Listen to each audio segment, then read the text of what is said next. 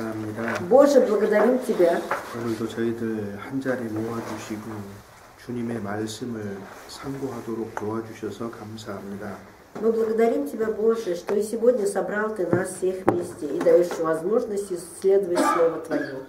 주님의 말씀을 올바로 분별하고 자신을 하나님께 온전히 드릴 수 있도록 일깨워 주시옵소서. Помоги нам бодрствовать, Боже, чтобы мы, правильно воспринимая Твои слова, могли жить на этой земле. 이 시간 주 성령께서 주장하여 주시기를 바라며 주 예수님 이름으로 기도드립니다. В этот час просим, чтобы Дух Твой Святой действовал среди нас. Именем Господа нашего Иисуса Христа возносим эту молитву. Аминь. 야고보서 4장입니다. Проходит послание Иакова, 4 глава. 4장 1절부터 10절까지. 4 глава, с 1 по 10 стихи. С 1 по 10 стихи Иакова, 4 глава. 171. Страница 171. С 1 по 10 стихи, 4 глава послания Иакова. Читаем. Откуда у вас вражды и распри? Не отсюда ли от вожделений ваших, воюющих членов ваших? Желаете и не имеете, убиваете и завидуете, и не можете достигнуть, припираетесь и враждуете, и не имеете, потому что не просите. Просите и не получаете, потому что просите не на добро, а чтобы употребить для ваших вожделений. Прелюбодеи или прелюбодейцы, не знаете ли, что дружба с миром есть вражда против Бога? Итак, кто хочет быть другом миру, тот становится врагом Богу. Или вы думаете, что напрасно говорит Писание, да ревности любит Дух, живущий в нас? Но тем большую дает благодать. Посему и сказано, Бог гордым противится, а смиренным дает благодать. Итак, покоритесь Богу, противостаньте дьяволу и убежит от вас. Приблизьтесь к Богу и приблизится к вам. Очистите руки, грешники, исправьте сердца двоедушные. Сокрушайтесь, плачьте и рыдайте. Смех ваш да обратится в плач и радость в печаль. Смиритесь пред Господом, и вознесет вас. 3장 18절 한번 읽어보겠습니다. 3 главу, 18 стих давайте прочитаем. 18 стих читаем. Плод же правды в мире сеется у тех, которые хранят мир. 화평케 하는 자들 그랬는데 그리스도인을 얘기합니다. Здесь сказано, те, которые хранят мир, то есть христиане. 이게 그리스도인의 특징이죠. Это особенность христиан. 누구든지 그리스도 안에 있으면 새로운 피조물이라 이전 것은 지나갔으니 보라 새 것이 되었도다 그랬거든요. Итак, кто в Иисусе Христе, тот новая тварь. Прежнее ушло, все новое. 그래서 하나님께서 우리에게 세상을 하나님과 화목하게 하는 직책을 주셨고 화목하게 하는 말씀을 주신 겁니다. Бог нам доверил в этом мире мирить мир этот с Богом, и также в этом мире нам быть теми, кто является членами Божьими.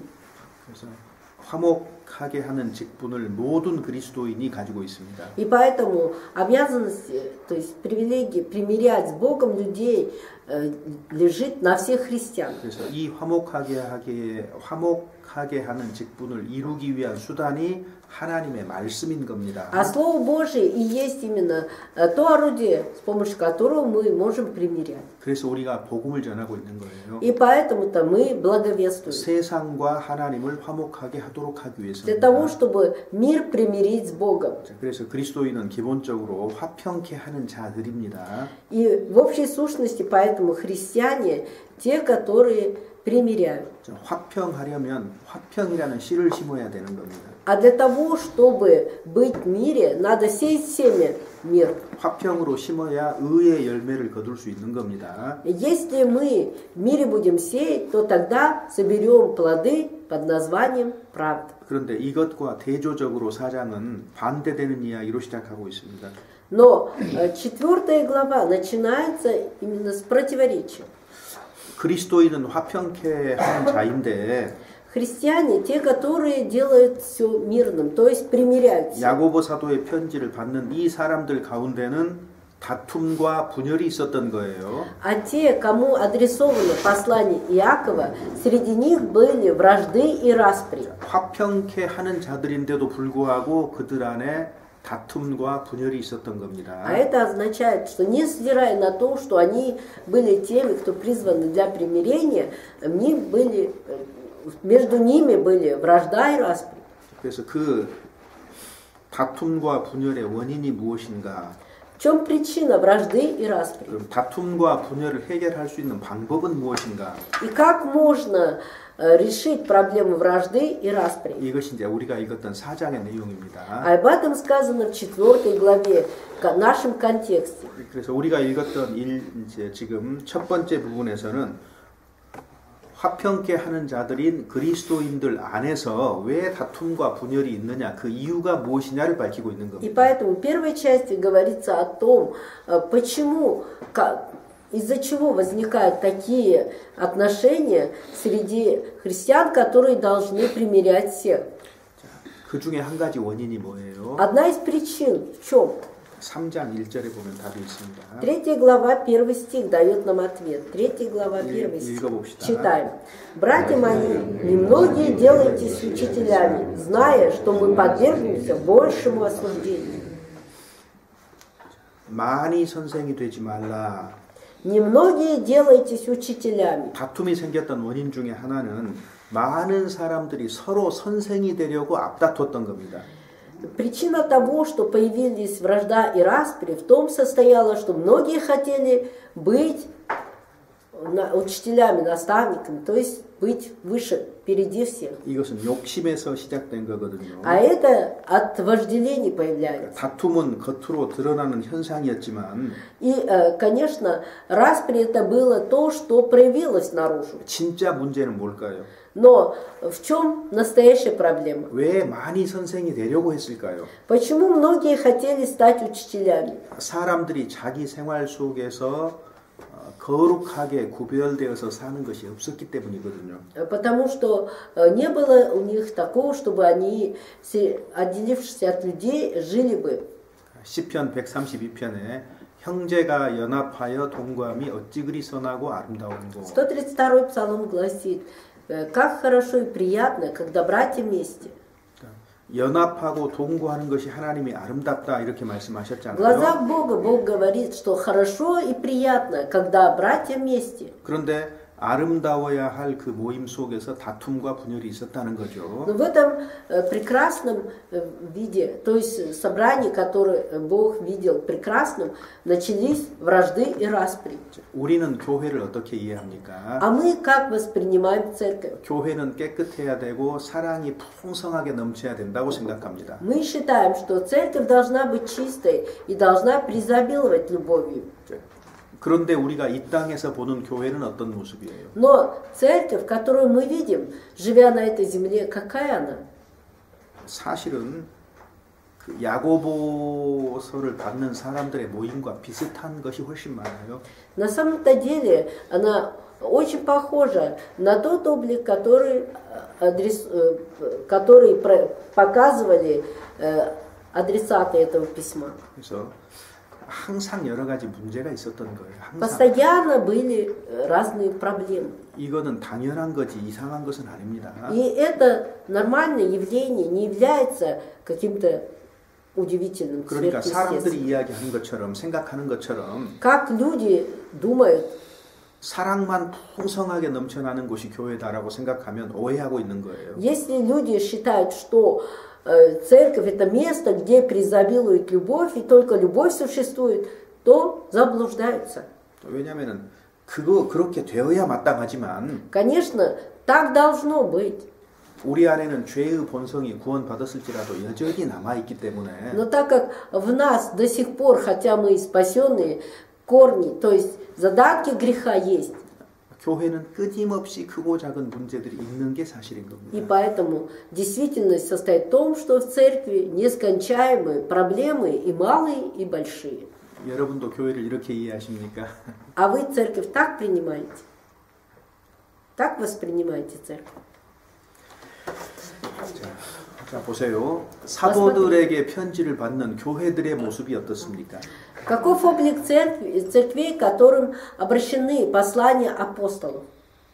아무 문제가 없었다면, Если бы не было бы у них никаких проблем, 사랑만 풍성하게 넘쳐났다면, если бы преизобиловала любовь, 수많은 권면들이 필요가 없었겠지요. то не нужны были многочисленные наставления, 우리가 увещевания. 교회에 대해서 생각하는 것과 실제로 성경에서 말하는 것이 다르다는 걸 발견하게 됩니다. И мы обнаруживаем, что не соответствует нашим мыслям церковь, 그래서 которая описана в Библии. 이와 같은 문제들을 허락하신 것은 И то, что Бог допускает такие проблемы, 정말로 교회가 사랑으로 하나가 되는 쪽으로 나아가는 과정이라는 것을 얘기하고 있는 겁니다. и это означает, что это является одной из фаз, переходя которые церковь идет совершенству. 예수 그리스도께서 다시 오시면 교회의 완성이지요.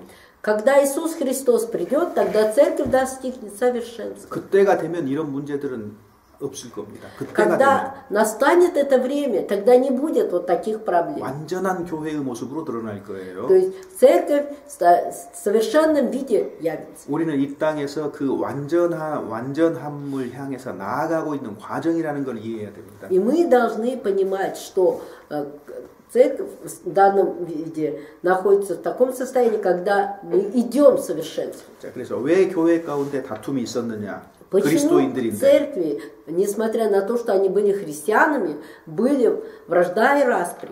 4장 1절에 첫 번째 답이 있습니다. Первый ответ мы можем найти в 4 главе 1 стихе. Первый стих читаем.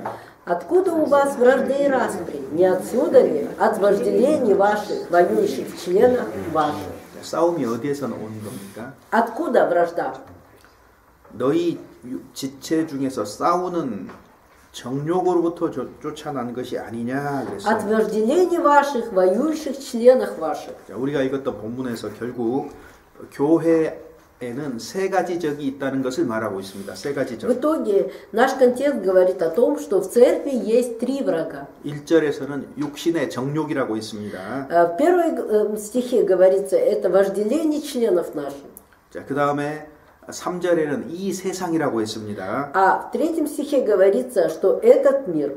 그리고 7절에는 마귀라고 이렇게 얘기를 하고 있어요. А в 7 стихе говорится дьявол. 그래서 그리스도인뿐만 아니라 교회는 이 세 적과 싸우고 있는 중입니다. Не только христиане, но и церковь ведет борьбу вот с этими 3 врагами. 첫 번째가 육신, Первое – это плоть. 자기 자신이죠. Это мы сами. 그 다음에 이 세상, И потом мир. 그 보이지 않는 곳에 존재하는 마귀. И дьявол, который в невидимом мире существует.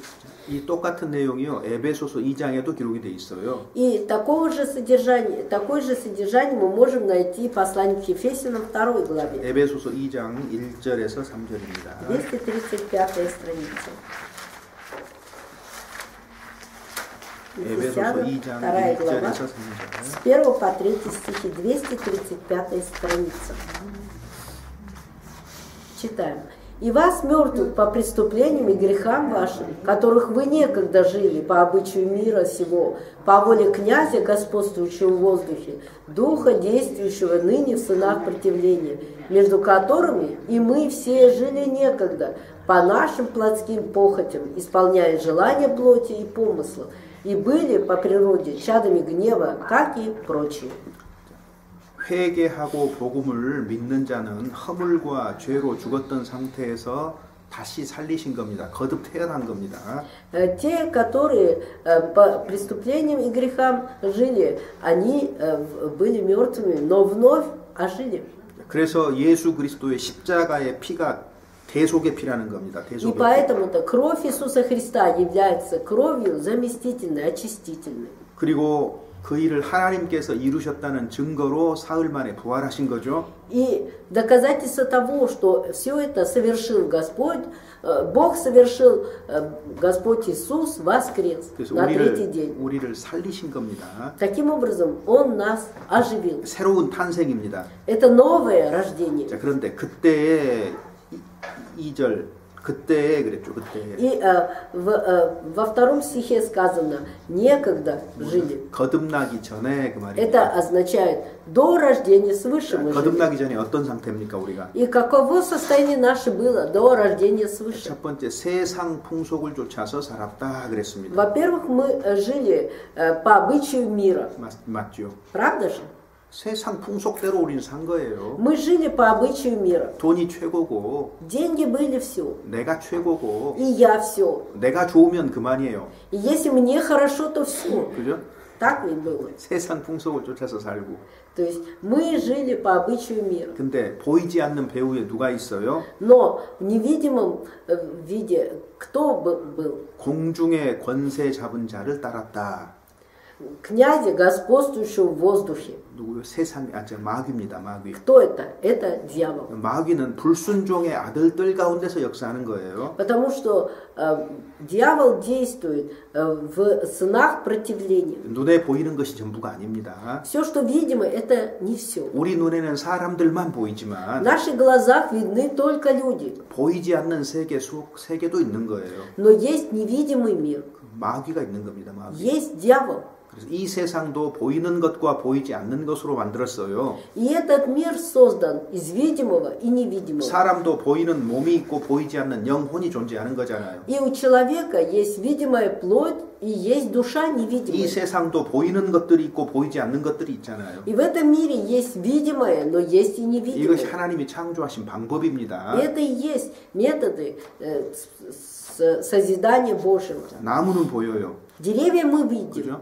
Так ведь? 근데 나무에서 열심히 활동하고 있는 산소는 보여요? 산소, 이산화탄소 보이세요? А мы видим то, что действует внутри деревьев. Мы видим разные кислороды, процесс, который происходит с помощью того, что они вдыхают кислород, углекислый газ. Это. 하나님이 창조하신 것들 중에서 안 보이는 것이 훨씬 더 많아요. Из всего, что сотворил Господь Бог, намного больше того, что невидимо. 과학자들이 이렇게 계산을 했어요. И ученые вот так сосчитали. 우리가 보는 것은 하나님이 만드신 것들 중에 약 20%. Все, что мы видим, это 20% из того, что сотворил Бог. 그럼 나머지 80%는요? А тогда 80% остальных 안 보이는 겁니다. невидимые. 자, 그래서 이 세상 공중의 권세 잡은 자 사단을 따라가고 있습니다. 사실은. На самом-то деле мы действуем по воле князя, господствующего в воздухе, то есть следуем за сатаной. 그 특징이 뭐냐? Особенность в чем? 3절에 보면 육체의 욕심을 따라서 산다 그랬어요. 육체의 욕심을 따라서. В третьем стихе сказано, исполняя желание плоти. 육체와 자기 마음에 원하는 것을 해요. Исполняя желание плоти и помыслов своих. 그래서 본질상 진노자가 하나님의 심판 아래 있는 존재다 그 И 말이거든요. поэтому мы, те, которые находимся по сути своей под гневом Божьим. 이제 구원받지 못한 사람들의 생활입니다. Это жизнь тех, кто не получил спасения. 그는 이 세상과 육신을 위해서 살고 И они живут в этом мире ради мира сего и ради плоти своей. 보이지 않는 곳에서 마귀의 지배를 받고 있는 겁니다. И в невидимом мире они живут под господством дьявола. 그런데 구원을 받으면 Но когда получаешь спасение, 이제 새롭게 살아나는 거죠. мы вновь оживаем. 성령을 받고 새로운 성품을 받아요. Мы получаем Духа Святого и новые качества. 그럴지라도 이 새 대적과 계속 싸우는 겁니다. Но несмотря на это, все равно у нас продолжается война с этими тремя врагами. 우리는 구원받았을 뿐이지 Мы только лишь получили спасение. 이 세 가지 적이 없어진 건 아니라는 것을 기억할 필요가 있어요. Нам надо помнить о том, что наши враги, они не исчезли. 그래서 여기 지금 야고보 사도도 바울과 똑같은 얘기를 하고 있는 И 겁니다. поэтому апостол Яков говорит то же самое, о чем говорит и апостол Павел. 본문의 4장 1절에 싸움이 다툼이 어디서 나오느냐? И поэтому в нашем основном контексте спрашивают, откуда у вас вражды и распри? 너희 지체 중에서 싸우는 정욕으로 쫓아나는 것이 아니냐 그랬어요. Не отсюда ли от вожделений ваших воюющих членах ваших? 여기 정욕이라는 것은 욕심입니다. 욕심. Вожделение в данном случае это наша похоть, алчность. 욕심은 우리 몸을 몸을 가지고 몸을 통해서 일을 해요. Потому что наша похоть, она используя нашу плоть, действует. 어떤 것이 갖고 싶어요. Что-то хочется иметь. 눈이 반짝반짝하죠. Блеск в глазах появляется. 뭐냐면 욕심이 우리 눈을 통해서 나타난 거예요. А что это означает? Это означает, что наша алчность через вид глаз наших, свет глаз наших проявляется. 이 욕심이 지나치면 문제가 생기는 겁니다. И если наша похоть, она очень сильна, то тогда возникает проблема. 자, 우리 알아야 될 거 있습니다. Есть то, о чем мы должны знать. 자, 몸 자체가 잘못된 건 아니에요. Не наша плоть, в нашей плоти нет ничего плохого. 자, 몸은 아무런 잘못이 없습니다. Ничего плохого нет в нашей плоти. 그런데 뭐가 문제예요? Но что проблема? 우리 몸을 지배하려고 하는 타락한 본성이 죄악인 거예요. Наша суть, падшая суть, которая в нас, она вот создает проблемы. 이해되셨습니까? Понятно? 손은 아무 잘못 없어요. В руках наших нет никакой проблемы. 그런데 이 손을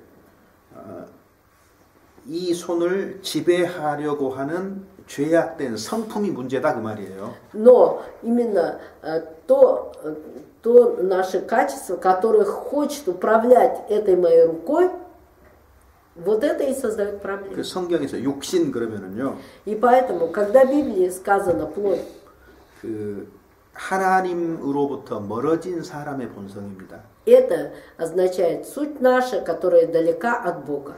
그리고 세상이 하나님으로부터 멀어진 인간 사회인 것하고 마찬가지예요. И это подобно обществу, человеческому обществу, которое в этом мире есть и далеко от Бога. 새 성경에서 세상 그러면 И когда в Библии говорится мир, 하나님으로부터 멀어진 사람들의 사회를 얘기하는 то 겁니다. означает общество людей, которые далеки от Бога. 육신은요. А плоть наша 하나님께로부터 멀어지는 사람들의 본성입니다. это суть человека, который далек от Бога. 그럼 이거 어떻게 해야 돼요? Тогда как быть? 그래서 로마서 6장이 그래서 우리 몸의 지체를 성령께 굴복시켜라, 순복시켜라 이렇게 말하고 И 있는 거예요. поэтому в послании к римлянам в 6 главе говорится, чтобы мы покоряли члены наши и отдавали члены наши Духу Святому. 자, 6장 12절입니다. 로마서 Откроем 6장 послание 12절이면 к римлянам, 6 глава, 12 стих. Послание к римлянам, 6 глава, 12 стих. 193 страница. С 12 по 14 стихи, 193 страница. К римлянам 6 глава, 12 по 14 стихи. Читаем. Итак, да не царствует грех в смертном вашем теле, чтобы вам повиноваться ему похотях его. И не передавайте членов ваших греху в орудие неправды, но представьте себя Богу, как оживших из мертвых, и члены ваши Богу в орудие праведности. Грех не должен над вами господствовать, ибо вы не под законом, но под благодатью. 그러므로 너희는 그랬어요. 너희는. И здесь сказано «Итак». 자, 여기서 지금 로마서 6장은 구원받은 사람들에게 하는 말입니다. Послание к римлянам, 6 глава, это обращение к спасенным людям. 구원받은 사람이 어떻게 거룩하게 살 것인가를 지금 얘기하고 있는 И 거예요. говорится о том, как спасенные люди будут жить. 죄가 몸의 왕노릇 하지 못하게 하라 그 말이거든요. Делайте все, чтобы грех не господствовал над вами. 무슨 얘기예요? Что это значит? 네 몸을 죄 짓는 데 사용하지 말아라 그 Это 말이거든요. значит, что не используйте тела свои на грехи. 자, 그럼 이 몸을 어떻게 쓰라고요? Тогда как использовать тело свое? 너희 그 13절에 너희 지체를 의의 병기로 하나님께 드리라. Представьте себя Богу как орудие правды. 그 다음에 중요한 얘기가 있어요.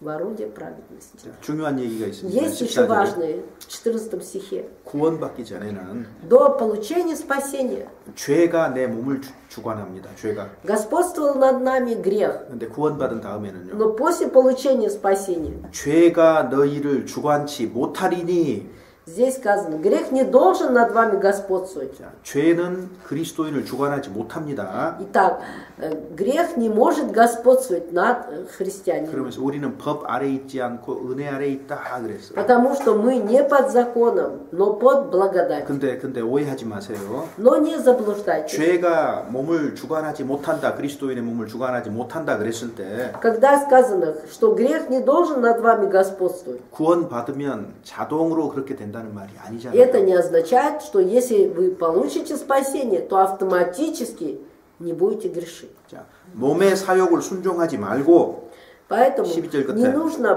повиноваться похотям плоти своей. 자, 13절에 보면 А в 13 стихе 너희 지체를 불의의 병기로 죄에게 드리지 말고 «И не предавайте членов ваших греху в орудие неправды, 의의 병기로 하나님께 드리라. но представьте себя Богу и члены ваши Богу в орудие праведности». 누가 드려야 됩니까? Кто должен это сделать? 누가 드려야 됩니까? Кто должен предавать члены свои? 구원받은 내가 Я, получивший спасение. 구원받은 내가 내 몸을 죄에게 순종하도록 내어줄지 아니면 하나님 말씀에 순종하도록 내어줄지 내가 책임을 져야 된다는 얘기입니다. То есть этот стих говорит о том, что я должен нести ответственность за свой выбор. Куда я предоставлю, кому я предоставлю члены свои в орудие то ли праведности, то ли греха. 그래서 죄가 너희를 주관치 못한다 이 말이 무슨 말이에요? Итак, что означает слова? Грех не должен господствовать над вами. 그 앞절하고 관계가 돼 있는 거예요. И это связано вот с этим 12 стихом. 내 지체를 의의 병기로 하나님께 드릴 때 죄가 주관을 못한다 그 말이잖아요. Если мы Богу члены наши отдадим в руки орудие правды, Богу в руки, то тогда уже грех не сможет господствовать над нами. 여기에 문제의 해결책이 있습니다. Вот в этом есть и решение проблемы. 자, 그리스도인들이 보통 어떻게 합니까? Как христиане обычно поступают? 죄를 안 지으려고 해요. 죄를 안 Они 지으려고. стараются не грешить, 근데 딱 그걸로 그치는 거죠. но на этом и останавливаются. 근데 죄와 싸워서 이기기가 쉽지 않지요. Но бороться с грехом и победить непросто. 그런데 여전히 우리는 죄를 안 지으려는 노력을 합니다. Но, тем не менее, мы до сих пор стараемся не грешить. 그것 자체가 나쁜 것은 아니에요. И наше такое стремление, в этом нет ничего плохого. 그것은 일시적으로 가능해요. 일시적으로. Но это возможно только на некоторое мгновение. 그러면 죄가 우리를 주관치 못하게 하려면 더 좋은 방법은 뭐가 있어요? А для того, чтобы грех не господствовал над нами, что является лучшим способом? 죄를 안 지으려고 노력할 뿐만 아니라 Не просто мы должны стараться не грешить, 나머지 50%는 뭐예요? а остальные 50% что должны делать? 자기 지체를 의의 병기로 하나님께 드리라 그랬잖아요. Так как сказано, что представьте себя Богу, члены наши в орудие праведности. 죄 안 지으려고 해야 될 뿐만 아니라 Не просто мы должны стремиться не грешить, 하나님 말씀대로 살려고 해야 되는 거예요. мы должны стремиться жить по Слову Божьему. 그런데 많은 그리스도인들이 이 뒷부분을 딱 생략을 해버려요. Но многие христиане, они вот вторую часть забывают. 그러니까 어떻게 돼요? И из-за этого что происходит? 자기 노력으로 죄를 이겨보려고 하는데 Они своими усилиями стараются победить грех. 잠시 이기지만 계속 반복해서 동일한 죄를 짓는 거예요. Они на какое-то время побеждают, но постоянно возвращаются к этому же греху. 자, 이해되셨죠? Понятно? 자, 그래서 그 다음에 여기 갈라디아서 5장도 한번 봐보시고요. И также откроем послание Галатам 5 главу. 갈라디아서 5장 16절에서 18절. 16 по 18 стихи, 233 страница. Галатам 5 глава, 16 по 18 стихи, 233 страница. Читаем. «Я говорю, поступайте по духу, и вы не будете исполнять вожделение плоти, ибо плоть желает противного духу, а дух противного плоти. Они друг другу противятся, так что вы не то делаете, что хотели бы. Если же вы духом водитесь, то вы не под законом. Дела плоти». 자, 여기 보시면은 16절에 너희는 성령을 쫓아 행하라.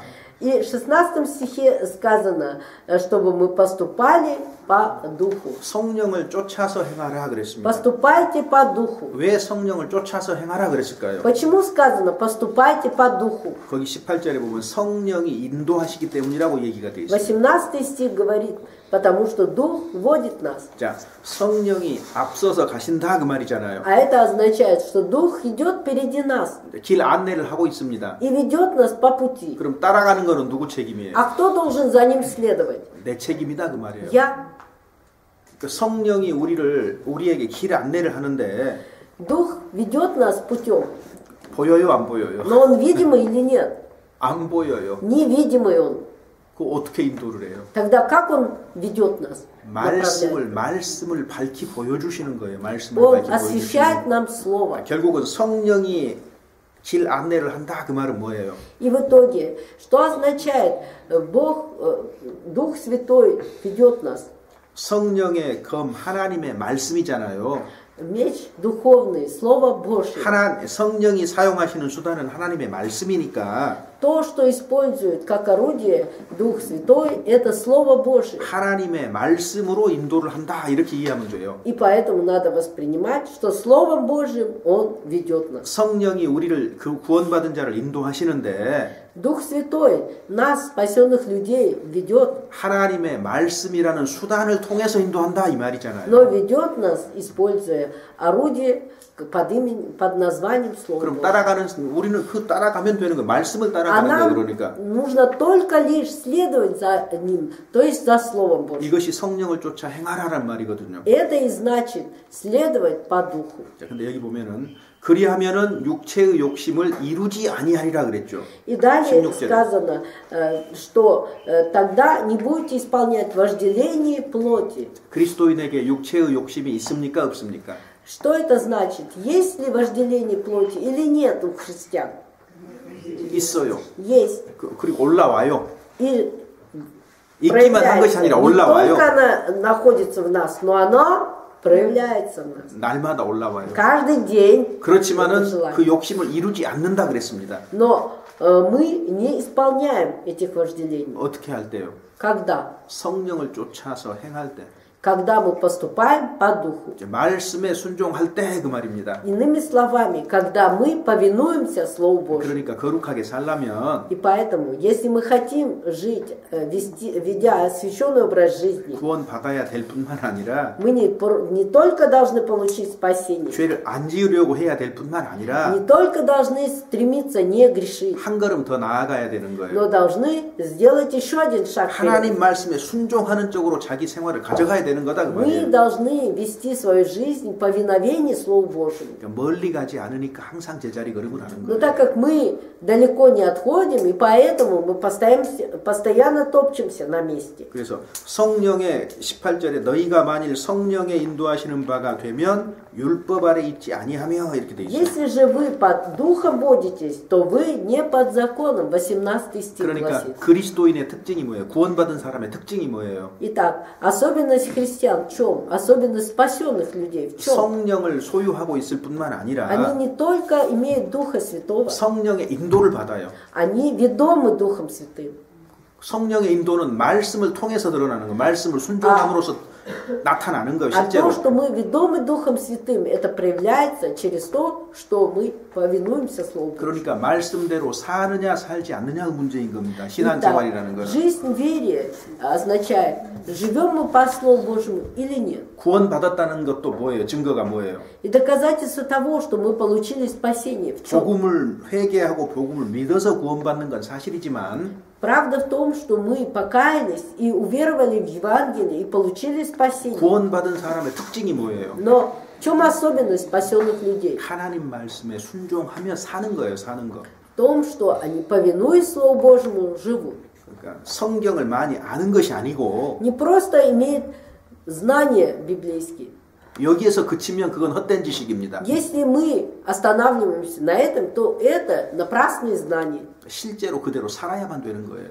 А на самом-то деле надо жить по этому слову. 그것이 없다면 구원받았다고 말할 수 없는 겁니다. А если этого нет, то сложно даже сказать, что мы спасенные. 자, 여기도 마찬가지입니다. То же самое здесь. 이 정욕이 육신에서 비롯되는 겁니다. 다투는 정욕, 육신에서. Потому что из плоти выходит как раз вот вожделение, также распри. 그 다음에 2절 보시면, 본문 2절 보시면. И во втором стихе нашего основного текста читаем. Желаете и не имеете, убиваете и завидуете, и не можете достигнуть. Припираетесь и враждуете, и не имеете, потому что не просите. 욕심내고 살인하고 시기하고. Желаем, завидуем и также распри, вражду имеем. 욕심을 채우기 위한 노력을 그치지 않지요? То есть не останавливаемся, не хотим восполнить желание свое. 누가 이렇게 한다는 거예요? Кто так поступает? 구원 안 받은 사람 얘기 아닙니다. Это не рассказ о неспасенном человеке. 너희 중에라 그래서 너희 중에. Так как здесь сказано из вас, 그리스도인들 중에서 среди христиан, 시기하고 다투고 они завидуют и ревнуют. 욕심 부리고 И жадность, похоть проявляют. 심지어 기도할 때까지도 그런다 그랬어요. И даже не просто так, даже когда молятся, то есть просят, когда молятся. 너희가 얻지 못하는 것은 구하지 아니함이 아니요 그랬어요. Просите и не получаете. 기도한다 그 말이잖아요. То 기도해. есть это означает, что вы молитесь. 근데 기도해도 못 받는 이유가 뭐냐? Но в чем причина того, что просите и не получаете? 자기 정욕으로 쓰려고 잘못 구했기 때문이다 그랬어요. Потому что просите не на добро, а чтобы употребить для ваших вожделений. 기도를 할 때도 Когда мы молимся, 하나님의 영광을 위한 것이 아니고 не ради славы Божией, 자신의 기쁨과 자신의 행복을 위해서 기도한다 그 말이잖아요. 지금. а молимся ради своих удовольствий, ради себя самого. 그리스도인의 많은 기도가 이렇다는 겁니다. Многочисленные, многие молитвы христиан таковы. 무언가를 내가 하나님께 구했는데 О чем-то мы просим Бога. 이유가 뭐예요? 구한 이유가 Но причина того, что мы просим об этом, почему? 자신의 행복과 자기의 기쁨을 위해서. Ради своего счастья, ради своего удовлетворения. 하나님은 사라져 버려요.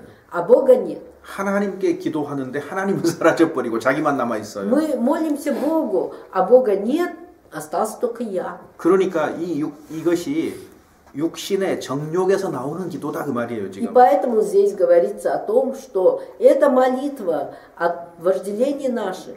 그래서 우리가 기도할 때도 이런 걸 조심할 필요가 있습니다. И поэтому 주의할 필요가 даже во 있어요. время молитвы мы должны быть в таком вопросе очень осторожны. 하나님 제게 이러한 일들을 이루어 주십시오라고 했을 때 Когда мы просим, Боже, помоги, чтобы у меня сбылись вот такие-то действия. 왜 내가 그것을 구하는지 Тогда мы должны рассмотреть, почему я хочу это иметь. 생각해 보시는가요? Вы над этим думаете? 생각해 보셔야 돼요. Мы должны задумываться. 그래서 우리 기도 중에도 육신의 정욕으로 가득 찰 수가 있어요. 주의하지 않으면. И если мы не будем осторожными, то и наши молитвы могут быть полны вожделений плотских. 자기는 기분 좋아요. 그런 기도해서. Я помолился об этом, и у меня настроение поднялось. 하나님은 기분 하나도 안 좋아요. А у Бога нет. Нет настроения у Бога. От такой молитвы. Вот такой может быть. 자, 그래서 우리가 어떤 종교적인 모습을 취할지라도 И поэтому, какой бы мы набожный вид не имели, 그것이 반드시 성경적인 것은 아닐 수도 있어요. возможно, что это не является действительно по Библии. 제가 여러분에게 의심을 심어주려고 하는 것이 아니고 Я об этом говорю не для того, чтобы посеять в ваших сердцах сомнения. 바로 잡자는 얘기입니다. 바로 А я только лишь прошу, чтобы все в правильное русло поставить. 육신의 정욕 때문에 다툽니다. То есть распри и вражды из-за вожделений плоти. 그 다음에 또 한 가지는요. И еще одно. 4절 5절입니다. 4-5 стихи прочитаем. Прелюбодеи и прелюбодейцы, не знаете ли, что дружба с миром есть вражда против Бога? Итак, кто хочет быть другом миру, тот становится врагом Богу. Или вы думаете, что напрасно говорит Писание, до ревности любит дух, живущий в нас? 여기 간음하는 여자들이여 그랬습니다. Прелюбодеи и прелюбодейцы. 여기서 말하는 간음은 육체적인 간음이 아니고 영적인 간음을 얘기하는 В данном 겁니다. случае под прелюбодеянием не подразумевается физическое, сексуальное прелюбодеяние, а духовное. 자, 그리스도인은 그리스도의 신부입니다. Потому что христианин, невеста Христова, 그리스도와 결혼했어요. то есть уже венчается с Христом. 로마서 7장 4절에 그렇게 돼 있잖아요. Послание к римлянам, 7 главе, 4 стихе сказано. 그리스도하고 결혼을 했는데 계속해서 세상을 사랑해요. Мы обвенчались с Иисусом Христом, но до сих пор живем по миру. 결혼해서 남편을 얻었는데 А это подобно тому, что мы вышли замуж, 결혼 전에 애인이 좋대요.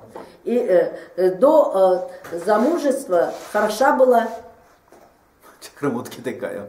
а потом что? Плохая. 그 결혼이 온전하겠습니까? И будет ли наш брак, если другой человек мне по душе больше, 그러니까 будет ли крепким брак наш? 세상 Нет.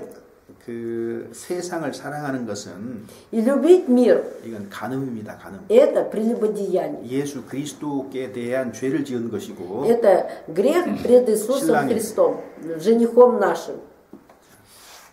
그리고 이것을 우상 숭배라고 얘기를 И 합니다. также сказано, что это идолопоклонничество. 남편을 사랑해야 되는데 Мы должны любить мужа своего, 다른 남자를 사랑했어요. но полюбили другого. 다른 남자가 우상이 되었기 И 때문에 так как другой стал идолом, 우상 숭배입니다. и теперь занимаемся идолопоклонничеством. 자, 그럼 왜 우상 숭배는 뭐냐? А что такое идолопоклонничество? 내가 다른 남편 대신 다른 남자를 사랑하잖아요. Когда я полюбил другого, не мужа, а другого, 그러면 내 시간과 돈을 누구에게 쓸까요? тогда свое время и свои сбережения на кого я буду теперь тратить?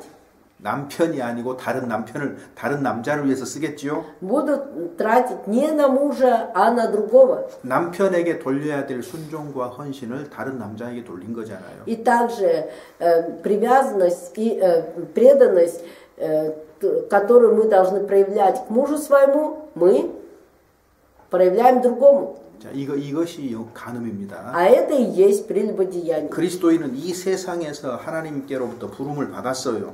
Христианин в этом мире был призван Богом. 이 세상에서 살고 있지만 И 잠시 хотя он живет пока в этом мире, 그런데 우리는 이 세상에 속한 자가 아니잖아요. но мы же не принадлежим миру всему. 하늘에 속한 자입니다. 하늘에 속한 Мы 자. принадлежим небесам. 아세요? Знаете об этом? 내가 하늘에 속한 거예요. 이 세상에 속한 게 아니라 Я принадлежу не этому миру, а небесному миру. 그런데 세상하고 어떻게 짝을 할 수가 있어요? Тогда как я могу быть в дружбе с миром? 요한복음 15장. Благовестие от Иоанна, 15 глава, 요한복음 15장 18절에서 19절입니다. 18 по 19 стихи. 121 страница. Благовестие от Иоанна, 15 глава, с 18 по 19 стихи, 121 страницы. Читаем. Если мир вас ненавидит, знайте, что меня прежде вас возненавидел. Если бы вы были от мира, то мир любил бы свое. А как вы не от мира, но я избрал вас от мира, потому ненавидит вас мир. 세상은 그리스도인을 미워하도록 되어 있습니다. Мир ненавидит христиан. 왜? 본성이 다르니까요. Почему? Потому что мы по сути своей другие. 성품 자체가 다르거든요. Так как качества наши совершенно другие. 우리가 세상에 속했다면 Если бы мы принадлежали миру, 세상이 우리를 사랑하겠지요. то мир любил бы нас. 근데 그리스도인은 세상에 속한 자가 아니요. Но христианин не принадлежит миру. 도리어 세상에서 하나님의 택하심을 입은 자입니다. А Бог избрал нас из мира. 그래서 미움을 받을 수밖에 없어요. Поэтому никак по-другому невозможно, как только быть нелюбимыми. 빌립보서 3장 보시면 Откроем филиппийцам 3 главу. Послание 3장 филиппийцам, 20절에 보면 3 глава, 20 стих. 242 страница. Филиппийцам 3 глава, 20 стих, 242 страница. Читаем. Наша же жительство на небесах, откуда мы ожидаем и Спасителя Господа нашего Иисуса Христа. 우리는 잠시 이 세상에 살면서 Мы, короткое время, живя в этом мире, 우리 몸을 구원하실 예수 그리스도를 기다립니다. мы ожидаем Иисуса Христа, который совершит спасение нашего тела. 왜 예수를 기다리느냐? Почему мы ждем? 우리의 시민권이 하늘에 있기 때문이다. Потому что жительство наше на небесах. 우리는 땅에 살지만 땅에 속한 자가 아닙니다. Хотя мы живем в этом мире, но мы не принадлежим миру всему. 우리는 세상에 살지만 세상에 속한 자가 아닙니다. Мы живем на этой земле, но мы не принадлежим этой земле. 그리스도인은 하늘에 속한 자입니다. 하늘에 Потому что 속한 자. христианин принадлежит небесам. 이 사실을 분명하게 해야 돼요. Мы должны это четко знать. 하늘에 속한 자가 Тот, кто принадлежит небесам, 세상하고 벗이 될 수가 없게 돼 있는 겁니다. он же не может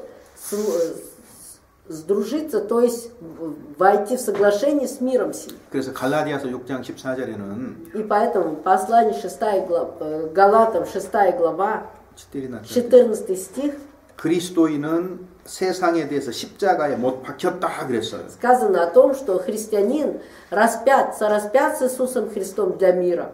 세상에 대해서 십자가에 예수 그리스도가 못 박혀버렸어요. 죽어버린 거예요 이미. Мы для мира этого уже умерли, распялись вместе с Иисусом Христом. 세상도 십자가에 못 박혀버렸어요. 우리를 대해서. И мир для нас распят. 이해되셨죠? Понятно? 자, 그 우리 세상과 벗대는 거 하나님이 기뻐하는 거 И 아닙니다. поэтому, если мы входим в соглашение с миром, то это не угодно Богу. 그러니까 생각해 보세요. Подумайте. 우리가 세상과 우리 생활 속에서 벗된 것이 주로 어떤 것이 있을까? Что же у нас есть такого, что нас сближает с миром? 한번 생각해. 제일 подумайте. 쉬운 예로요. Самый простой пример. 여름이면 보통 오프스쿨을 갑니다. 오프스쿨. Летнее время мы едем в отпуска. 그죠? Так ведь? Обычно так. 근데 왜 가요? А почему? 물어봅시다. 왜 갑니까? Давайте зададим вопрос. Почему? 그러면은 이제 이렇게 물어봅시다. Тогда зададим вот такой вопрос. 내가 휴가 가는 것과 То, что я еду в отпуск, 세상 사람들이 휴가 가는 것의 차이가 뭐예요? и то, что люди в миру идут в отпуск, какая разница между этим? 여러분 어떤 차이가 있습니까? У вас есть какая-то разница? Какая? Я благовествую, когда еду. 예, 잘하고 계시는 거예요. Хорошо поступаете. 여러분 어떠세요? 보통 그렇지 않습니다. Но обычно не так. 휴가감과 동시에 Одновременно с отпуском 하나님 잊어버리고 забывают о Боге, 교회 잊어버리고 забывают о церкви. 그죠? Так? 그냥 내 육신의 즐거움을 위해서입니다. Только лишь ради удовольствия плоти. 수많은 그리스도인들이 이래요. Много христиан так поступают, многие христиане. 그 휴가 기간을 И время отпуска, 주님을 위해서 계획을 세워본 적이 있느냐고 물으면 если спросить, вы свое время отпуска планировали для Господа? 많은 사람들이 입을 다뭅니다. Многие молчат. 휴가는 필요해요. Да, отпуска нужны нам, 그런데 달라야 되잖아요. но мы же должны отличаться. 그죠? Так ведь? 사나토리아 가요. Да, мы ездим в санатории, 근데 다른 사람들도 가요. но и другие же ездят в 그 차이가 санатории. 뭐예요? 나하고 차이. Так разница между мной и этими людьми в чем? Какая? 여기서 우리가 얼마나 그 세상과 가까이 지내는지 발견이 되는 거 이런 것들 속에서 Вот через это проявляется, насколько мы близки к миру. 우리가 성경만 손에 들고 있지. Мы только лишь Библию носим в руках. 주일에 모일 뿐이지만 그것만 Только 달라요. лишь по воскресным дням ходим в церковь, этими отличаемся. 실제 삶 속에서는요. Но в настоящей своей жизни 세상이에요. мы мир. 이게 오늘날 많은 그리스도인들의 모습입니다. Это облик многих христиан нашего времени. 그래서 우리가 성경을 가지고 세상과 벗된 것이 하나님과 원수다라고 이렇게 얘기만 할 것이 아니고 Поэтому мы не только лишь должны, ссылаясь на Библию, говорить о том, что все, что мы входим в соглашение с миром, это грех. 우리가 이 세상에 속한 자가 아니다라고 말하기만 하지 말고 Не просто только лишь говорить о том, что мы не принадлежим миру всему. 세상에 속한 자가 아니라는 생활의 증거가 뭐냐 그 말이에요. В чем доказательство того, что мы те, которые не принадлежим всему миру? 행함이 없는 믿음은 죽은 것이라. Вера без дел мертва. 행함이 없는 지식도 죽은 거예요. 헛된 Но и 지식이에요. знания, которые без дел, они 차라리 тоже 그런 지식이 мертвы. 없는 게 나아요. Лучше, если бы у нас не было таких знаний. 맞죠? Так ведь? 우리 생각해 봐야 돼요. И мы должны над этим 우리가 подумать. 성경을 볼 때 성경에 이런저런 내용이다라고 지식으로 받아들이지 말고 И когда мы читаем Библию, не просто должны воспринимать, да, в Библии есть такие знания вот об этом и об этом. 이것이 실제로 나는 내 생활 속에서 이 말씀들이 어떻게 지금 작동하고 있는지 Но 어떻게 이루어져 как 가고 있는지를 살피라 그 притворяются 말이에요. эти слова в моей жизни, вот это мы должны рассмотреть. 세상은 멀리 있는 게 아닙니다. Мир недалеко. 우리는 머릿속에서요. Мы в своем сознании. 세상과 나를 딱 선을 그어놨어요. 세상과 Мы 그리스도인이라는 선. прочертили границу между собой и миром. 어디서요? Где? В 머릿속에서. своем сознании. 근데 생활 속에서는요. А в жизни 선 안 그어요. нет такой черты. 이게 문제입니다. Это и есть проблема. 세상은 너무나 우리 안에 깊숙이 들어와 있어요. Потому что мир слишком глубоко вошел в нас. 자, 그다음에 그리스도인은 세상과 어떤 관계를 갖냐면요. И далее, христианин в каком отношении с миром? 처음에는 세상과 짝이 돼 벗이 됩니다. 벗이 돼. Вначале он входит в согласие с миром. 벗이 되면은요. А когда он сошел в дружбу с миром, 좋은 감정 생기죠. тогда хорошие эмоции появляются. 사랑해 버려요. 세상 사랑. Это любовь к миру. 세상을 사랑해 버려요. 나중에. И затем любовь к миру появится. 그다음에 어떻게 돼요? И после что получается? 사랑한 사람 본 따라서 살고 싶어요. И когда мы кого-то любим, то мы хотим жить, как он хочет. 그러니까 세상을 본받아서 살아요. И точно так же мы берем пример с мира и живем. 그다음에 어떻게 돼요? А затем что происходит? 이 세상으로부터 판단받습니다. И потом уже нас судит этот мир. 그리고 그리스도인의 간증을 망쳐요. И также это мешает уже свидетельствованию с христиан. 그러니까 세상과 벗됐을 때 절대 좋은 결과가 안 나타납니다. А это доказывает, что когда мы входим в согласие с миром, ни к чему хорошему это не 그래서 приводит. 야고보 사도는 세상과 벗된 것이 하나님과 원수되는 것이다 이렇게 얘기를 했어요. И от того-то апостол Иаков и говорит, что все, что в мире с миром сим, это от Бога нас отдаляет. 사도 요한은요. А апостол Иоанн, 이렇게 벗이 되면 결국 사랑한다고 되어 있습니다. он говорит, что если мы входим в мир с миром, в дружбу с миром вводим, то значит мы возлюбим мир. 요한일서 2장 15절 16절입니다. 15절 17절. Первое послание Иоанна, 예, 2장. 2 глава, 15-16 стихи, 181 страница. Первое послание Иоанна, 2 глава, 15-16 стихи, 181 страница. Читаем. «Не любите мира, не того, что в мире. Кто любит мир, в том нет любви отчи. Ибо все, что в мире, похоть плоти, похоть очей и гордость житейская, не есть от Отца, но от мира сего». 누구든지 이 세상을 사랑하면 아버지의 사랑이 그 속에 있지 않다 그랬어요. Здесь сказано, кто любит мир, том нет любви отчей. 그리스도인이 세상을 사랑하는 데서 끝까지 벗어나지 못하면 Если христианин не отойдет от любви к миру, 구원 안 받은 사람이다 그 말이잖아요. то значит он не спасенный человек. 아버지의 사랑이 그 속에 없다 그랬거든요. Потому что нет отчей любви. 그 세상의 특징은 뭐예요? А в чем особенность мира?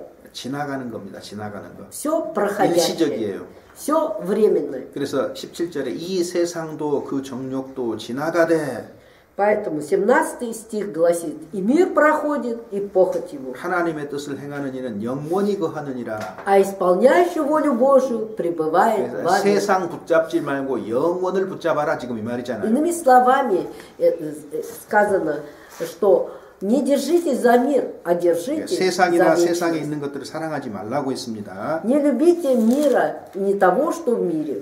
그 다음에 계속 사랑하는데 머무르면 어떻게 되느냐? А если мы постоянно будем находиться в этой любви, то что будет? 로마서 12장 Послание к римлянам, 12 глава, 3절입니다. 3 стих. 12 глава, 3 стих. 199 страница. Послание к римлянам, 12 глава, 3 стих, 199 страница. Читаем. «По данной мне благодати, всякому из вас говорю, не думайте о себе более, нежели должно думать, но думайте скромно, по мере веры, какую каждому Бог уделил». 너희는 이 세대를 본받지 말고 그랬습니다. Здесь также сказано, что не сообразуйтесь с веком сим. 사랑하면 본받게 돼 있어요. Но если мы будем любить, то во втором стихе сказано, то мы будем в действительности брать пример и уподобляться миру. 부부로서 오래 살다가 보면은요. Когда супруги живут долгое время, 생각이 많이 같아지죠. 그죠? то их мнение, мысли становятся схожими. 왜 그럴까요? Почему? 본받기 때문에 본받기 Потому 때문에. что берут 영향을 пример 받는다, друг 그 у 말이에요. друга, то есть находятся под влиянием друг друга. 얼굴 모양새도 비슷해져요, 사실은. На самом-то 그런 경향이 деле, 있어요. даже, 사실인지는 я не 모르겠는데 знаю, на самом деле так, но говорят, когда супруги долго живут, даже похожими становятся на лицах. Лицами. 이게 그러니까 세상을 사랑하면 이렇게 되는 거예요, И 실제로. если любишь мир, то так и происходит. 근데 결과는 비참해요.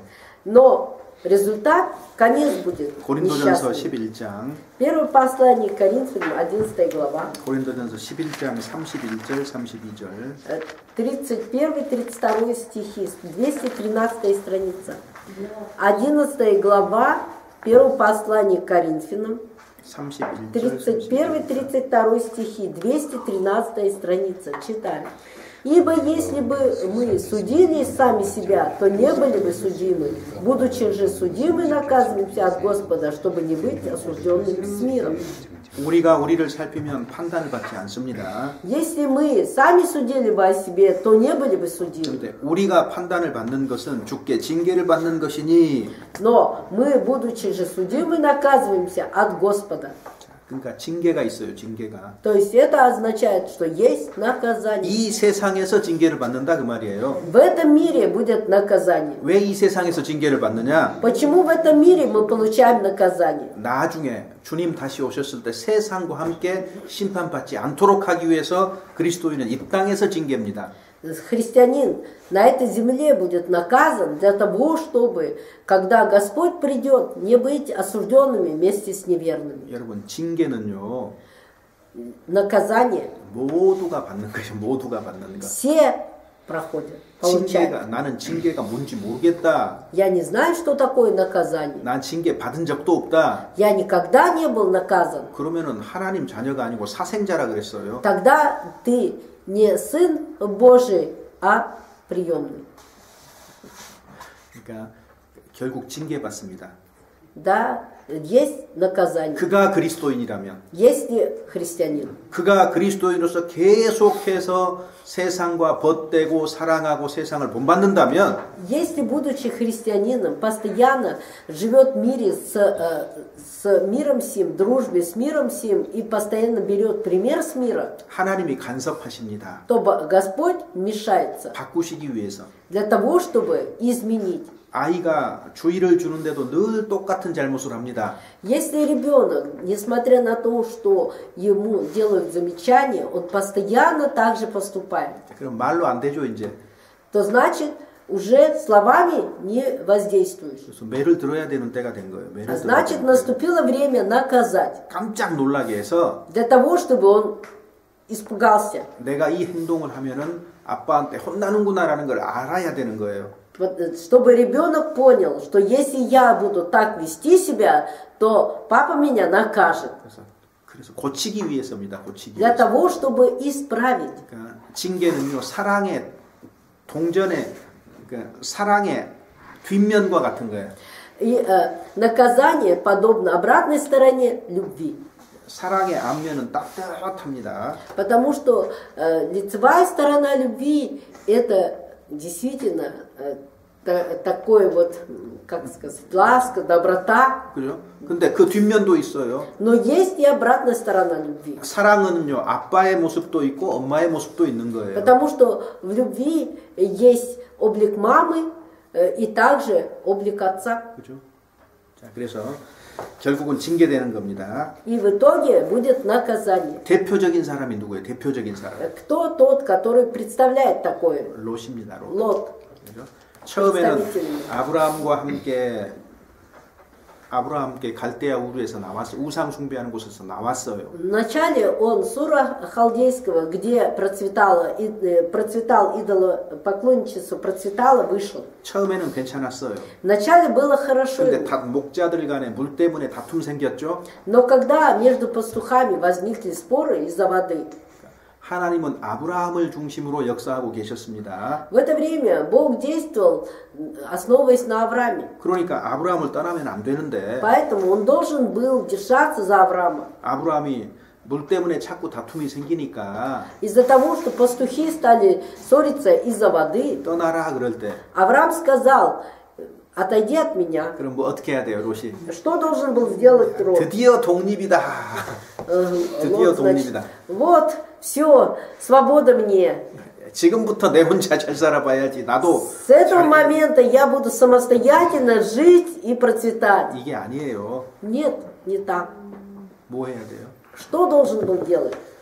삼촌의 하나님이 나의 하나님인데 Бог, его дяди, был его Богом. 내가 삼촌을 떠나는 것은 하나님을 떠나는 것이니까 Если я оставлю дядю, значит это подобно тому, что я оставил Бога. 제가 삼촌은 떠나지 않겠습니다. Поэтому я, дядя, тебя никогда не покину. 요게 필요한 것이었거든요. Вот это было не нужно ему. 근데 자, 롯이 어떤 경험이 있어요? Но у Лота каков был жизненный опыт? 삼촌과 함께 애굽에 갔다 온 경험이 있어요. 애굽에 갔다 온 Опыт 경험. жизни в Египте вместе с дядей, где были они. 그 흉년 들었을 때. Когда во время голода 그래서 아브라함과 롯은 함께 다시 고향으로 돌아왔는데 Авраам и Лот вместе вернулись обратно на исконную землю их. 롯은 뭘 가지고 온 거예요? Но Лот что принес себе? 애굽을 봤기 때문에 Так как он видел жизнь в Египте, 애굽의 마음을 한쪽에 딱 가지고 온 거예요. 애굽의 마음. у него в сердце запала эта жизнь. 세상이 계속 세상에 대한 사랑이 이렇게 남아 있는 То 거예요, есть 지금. это означает, что любовь к миру у него в сердце осталась. 떠나라 그러니까요. И когда дядя ему предложил разойтись, 이 세상의 마음이 그대로 드러납니다. и тогда вот сердце, мир, который был в сердце, проявился в нем. 소환 들을 바라보니까 Когда он посмотрел на луга заливные, 소환 들을 바라봐야 돼요. 하나님께 물어야 돼요. на что он должен был посмотреть? На заливные луга или же на Бога? 하나님께 물어봐야 되는데 Он должен был вопрошать Бога. 즉시 고개를 돌려서 소환들을 바라봤어요. А он сразу же, как только предложили ему разойтись, разъехаться, он сразу же посмотрел, где лучшие 물이 трава. 넉넉하거든요. 물이 Вот 넉넉해. здесь и воды много, 아이고 우리 양과 소가 먹을 물이 풍성하구나. травы полно, где можно и попить животным моим, полно всего. 그래서 소환 쪽으로 갔어요. И поэтому он пошел в ту сторону, которую выбрал. 근데 거기가 어디예요? Но что это было за место? 소돔으로 가는 길이에요. 소돔으로 가는 Это 길. была дорога в Содом. 멸망받을 도시로 가는 길이라고요. То есть это была дорога к городу, который должен был погибнуть. 결국 어디까지 간 거예요? В итоге до чего он дошел? 소돔 성까지 들어간 거예요. Он дошел до границ города Содома и даже в Содом. 굉장히 잘 사는 도시예요. 당시에. В то время этот город был процветающий. 모든 게 편리해요. Все было там хорошо. 근데 사도 베드로는 뭐라 그래요? Но что говорит апостол 다 좋은데, Петр? 다 좋은데. Все хорошо. 의로운 롯의 심령이 상했다. 베드로는 이렇게 기록하고 있어요. Апостол Петр говорит, что сокрушалась душа праведника Лота там. 그렇게 살기 좋은 세상인데 왜 마음이 상했을까요? Город был таким, где было так хорошо жить. Но почему же страдала душа Лота? 세상의 포위가 돼버린 겁니다. 세상의 포위가. 세상으로 둘러싸여 버린 거예요. Он стал тем, кто живет в объятиях, в окружении этого мира. 그래서 그 구원받은 사람이 그 속에서 항상 양심의 가책을 받고 갈등하는 거예요. А спасенный человек, когда попадает в такие обстоятельства, то постоянно укоризну совести чувствует. 그러니까 그리스도인이 세상에 둘러싸이면 그렇게 되는 거예요. Если мир окружает полностью христианина, то он будет так чувствовать. 보니까는 부정부패가 가득하고 И он видит, что там город этот полон всяких развратов. 음란한 도시고 Этот город, который полон всяких похотей. 내가 있을 곳이 아닌 거예요. 보니까. Он видит, что это не то место, где я должен находиться. 빨리 돌아가야 되는데. И ему надо было быстрее вернуться из города. 소돔성이 멸망할 때까지 딱 주저앉아서 산 거예요. Но Лот до дня, когда город Содом был наказан Богом, жил в этом городе, погрязнув в эти. 자, 생각해 보세요. Подумайте. 본토 친척 아비집을 떠나 내가 내게 지시할 땅으로 가라. Бог сказал: оставь землю и дом отца твоего, иди в землю, которую я укажу тебе. 많은 것을 희생하고 갈대우를 나왔어요. Многим они пожертвовали и покинули Ур-Халдейский. 롯이 아브라함을 따라갔을 때는 믿음이 필요했던 겁니다. 하나님에 대한 믿음과 순종. Когда Лот следовал за Авраамом, ему необходимо было иметь только лишь веру и послушание. 그랬죠. Так ведь? 다 두고 와야 됐거든요. Он должен был все оставить и идти. 갈 바를 알지 못하고 삼촌과 함께 동행을 한 거잖아요. Он, не зная, куда идет, он шел за дядей своим. 그가 지금 어디에 있습니까? А сейчас он где? 소돔성에 있습니다. В Содоме. 소돔성이 멸망한다는 통보를 받았는데 И уже он услышал о том, что город Содом падет. 얼마나 힘이 없었어요. Но насколько он был слаб. 스스로 자기 발로 그 소돔성을 빠져나올 힘, 능력이 없는 У 거예요. него не было даже сил своими ногами выйти из этого города. 그러니까 천사가 소돔성 멸망에 롯을 끄집어냈다고 성경에 이렇게 돼 И в 있거든요. Библии написано, что ангел вывел его из этого города. 모든 간증을 잃어버린 겁니다. То есть все, что было, он потерял. 이것이 그리스도인이 세상을 사랑할 때 오는 최종적인 결과입니다. И таков будет плачевный результат такой, когда христианин погрязнет в миру. 그래서 성경에 기록해 둔 거예요. 그래서 기록해 둔 Поэтому, 거예요. как пример, образец Библии записано о Лоте. 베드로후서 Во втором послании Петра, 2장 6절 2 глава, 8절입니다. 2 глава, 6절에서 8절. с 6 по 8 стихи, 178 страница. Второе послание Петра, 2 глава, 6 по 8 стихи, 178 страница. Читаем. «И если города Содомские и Гоморские, осудив на истребление, превратил пепел, показав пример будущим нечестивцам, а праведного Лота, утомленного обращением между людьми, неистово развратными, избавил. Ибо сей праведник, живя между ними, ежедневно мучился праведной душе, видя и слыша дела беззаконные».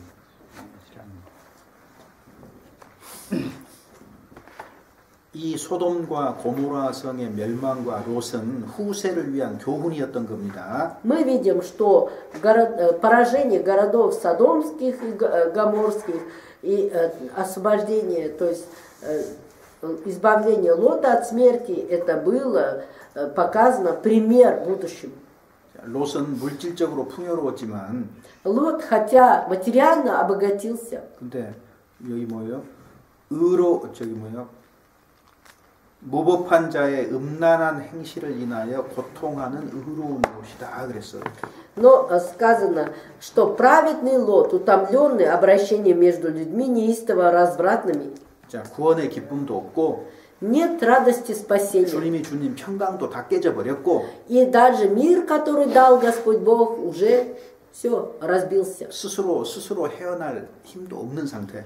И состояние такое, что сам ничего не может уже делать. 그런데 그가 의롭다 구원받은 사람이었기 Но 때문에 так как он был, несмотря на это, спасенным праведником, 하나님이 끄집어내신 거예요. 끄집어내신 поэтому 거예요. Бог его избавил. 자, 그래서 세상과 벗 했을 때 최종적인 결과는 그겁니다.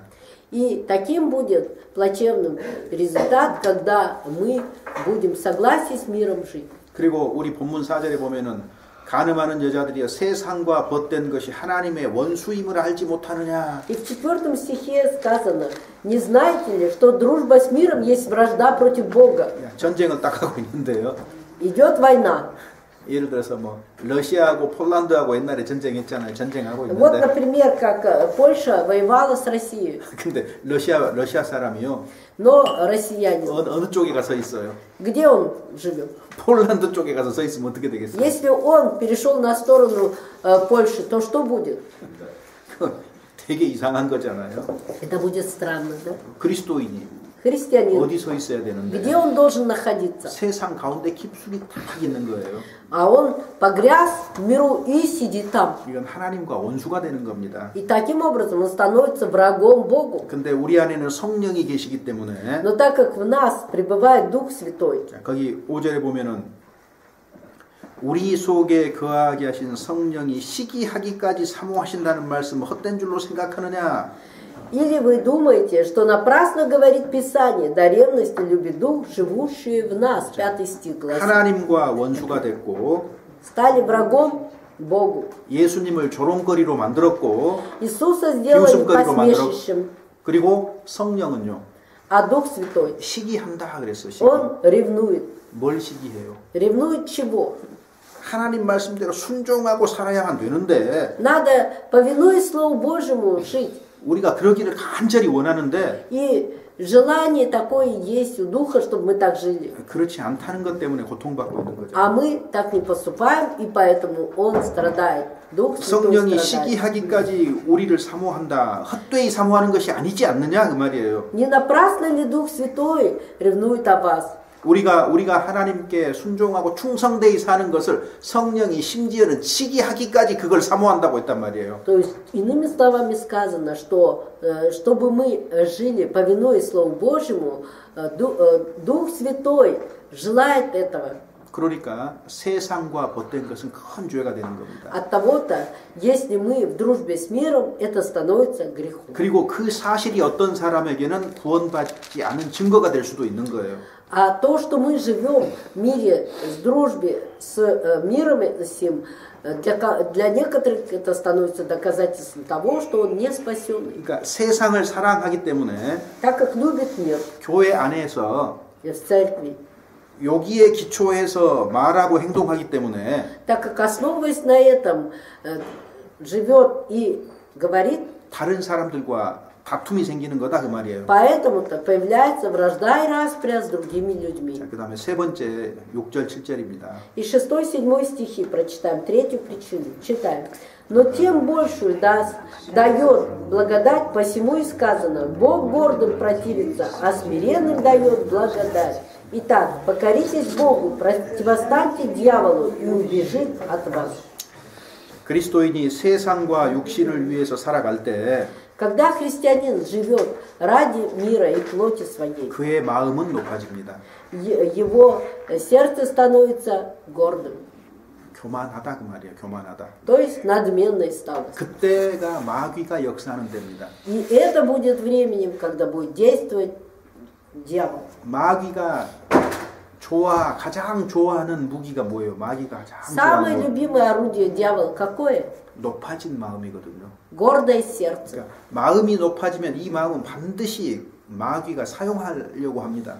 Если возгордится человек, то дьявол все сделает для того, чтобы использовать такого. 그래서 하나님이 분명한 사실 한 가지를 알려주십니다. Поэтому Бог нам показывает четко. 하나님은 교만한 자를 물리치십니다.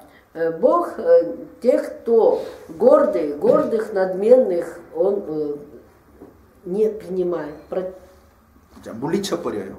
멀리 해버려요. отдаляет от себя. 그리고 겸손한 자에게 은혜를 주신다. а смиренным дает благодать. 하나님 은혜를 받는 사람은 항상 겸손한 자입니다. Тот, кто получает благодать Божью, всегда смиренный. 누가 구원의 은혜를 받느냐? Кто получает благодать спасения? 자기를 주장하지 않고 Тот, кто не себя выставляет. 낮은 마음을 가진 사람입니다. Тот, кто имеет смиренное сердце. 그 사람 마음 가운데 성령의 역사로 복음을 깨닫게 하시는 거예요. И в сердце такого человека Бог, действуя Духом Святым, дает осознать Евангелие. 누가 하나님께 귀하게 쓰이느냐? Кого использует Бог? 낮은 마음을 가진 사람입니다. Смиренных сердцем. 모세가 왕자일 때 주님이 모세를 사용한 게 아니에요. И поэтому-то Бог использовал Моисея не тогда, когда он был сыном дочери фараонова. 40년의 광야 미디안 목동으로 40년을 지내는 동안 После того, как 40 лет он был в Мадиамской пустыне пастухом, 모세의 마음을 낮추시고 또 낮추신 거예요. за это время Бог смирял его сердце и смирял. 나이도 80. И возраст такой был, 80 육체적으로 лет. 힘도 약해질 대로 약해진 상태. Это тогда, когда уже физически он также ослабел. 자기 힘을 쓸 수 없을 때, Когда он понимал, что силами своими он ничего не может. 자기의 어떤 높아진 마음을 사용할 수 없을 때, Тогда, когда он гордыню свою не мог использовать, 하나님이 그를 들어서 사용하신 거예요. Бог его использовал. 그러니까 무엇이 나타난 겁니까? И от того, что появилось, 모세의 능력이 나타난 것이 아니고 не сила Моисея появилась, 하나님의 능력이 나타난 а 거예요. сила Божия проявилась через Моисея. 요셉이 야곱의 귀한 아들일 때 Когда Иосиф был любимым сыном Якова, 하나님이 그를 애굽의 노예로 팔리게 했잖아요. 허락하셨잖아요. Бог допустил, чтобы Иосиф был продан в рабство в Египет. 13년 감옥 생활. 13 лет он был в темнице. 그는 이제는 아버지의 귀한 아들이 아니었어요. Он уже не был любимым сыном отца своего. 애굽의 종이었어요. Он стал рабом в Египте. 그 종살에서 풀려날 길이 없는 겁니다. И ему никак невозможно было избавиться от этого рабства. 낮아진 거죠. То есть смирился он уже. 낮아질 대로 낮아졌어요. Он смирился, умолился. 그때 하나님의 은혜가 임한 겁니다. И тогда благодать Божия снизошла. 그래서 이 애굽의 총리가 되고 И поэтому-то он тогда стал как раз наместником в Египте. 흉년에서 야곱의 식구들을 구해냈잖아요. И во время голода он спас семью Иакова. 하나님은 낮은 곳에 임하십니다. Бог присутствует в низких местах. 이건 성경의 법칙입니다. Это принцип, изложенный в Библии. 그리스도인은 마음을 낮추고 또 낮춰야 되는 거예요. Поэтому христианин должен усмирять свое сердце и еще раз усмирять. 하나님 앞에서 낮추고 Пред Богом усмирять, 교회 안에서 낮추고 пред церковью, 형제 자매들 앞에서 낮추고 пред братьями и сестрами. 세상에서도 마음을 낮추고 살아야 되는 거예요. И в мире всем мы должны, усмиряя свои сердца, жить. 겸손한 사람은요, Смиренный человек, 온유한 모습을 띌 수밖에 없어요. он только лишь кроткий свой вид может показать. 그리고 그 낮아진 마음 가운데 주님이 일하시는 겁니다. 은혜를 더해 주시는 거예요. 이거 법칙이에요. Господь большую благодать изливает на таких людей. Это и есть принцип Божий. 그래서 하나님은 교만한 자를 돕지 않습니다. Бог не помогает гордым. 은혜는 마음이 높은 자들을 위해서 있지 않습니다. И поэтому благодать Божия не бывает с гордыми сердцем, 마음이 낮은 자들을 위해서 존재합니다. а существует для смиренных сердцем. 그래서 먼저 하나님께 순복해야 됩니다. 먼저. И поэтому прежде должны покориться Богу. 7절에 보면 그런즉 너희는 하나님께 순복할지어다. И поэтому 7 стих и гласит: «Итак, покоритесь Богу, 그 다음에 마귀를 대적하라예요. противостаньте дьяволу». 하나님께 순종하는 것이 먼저고 그 사람이 마귀를 대적할 수 있는 겁니다. На первом месте покорение Богу, а покорность Богу, а потом уже противостояние дьяволу. 자, 그래서 그리스도인들은 И христиане 무엇보다도 자기 자신의 마음을 살펴볼 필요가 있어요. прежде всего должны рассматривать свое сердце. 무릇 지킬 만한 것보다 더욱 마음을 지키라. Более всего хранимого храни сердце свое. 잠언 4장에 있는 말씀이죠. Притча 4 гласит так. 무릇 지킬 만한 것보다 더욱 마음을 지키라. больше всего храни Бога, храни сердце свое. 생명의 근원이 이에서 남이니라 그랬습니다. Потому что основа жизни в нем.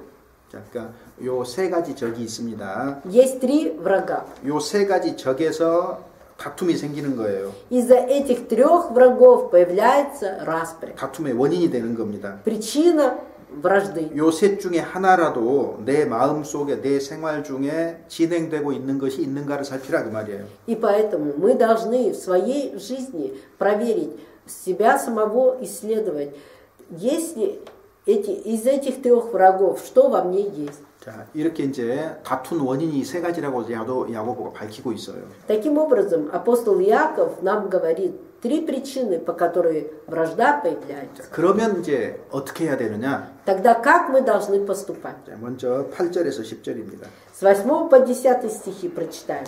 С 8 по 10 читаем. «Приблизитесь к Богу и приблизиться к вам. Очистите руки, грешники, исправьте сердца двоедушные. Сокрушайтесь, плачьте и рыдайте. Смех ваш да обратится плач, и радость печаль. Смиритесь перед Господом, и вознесет вас».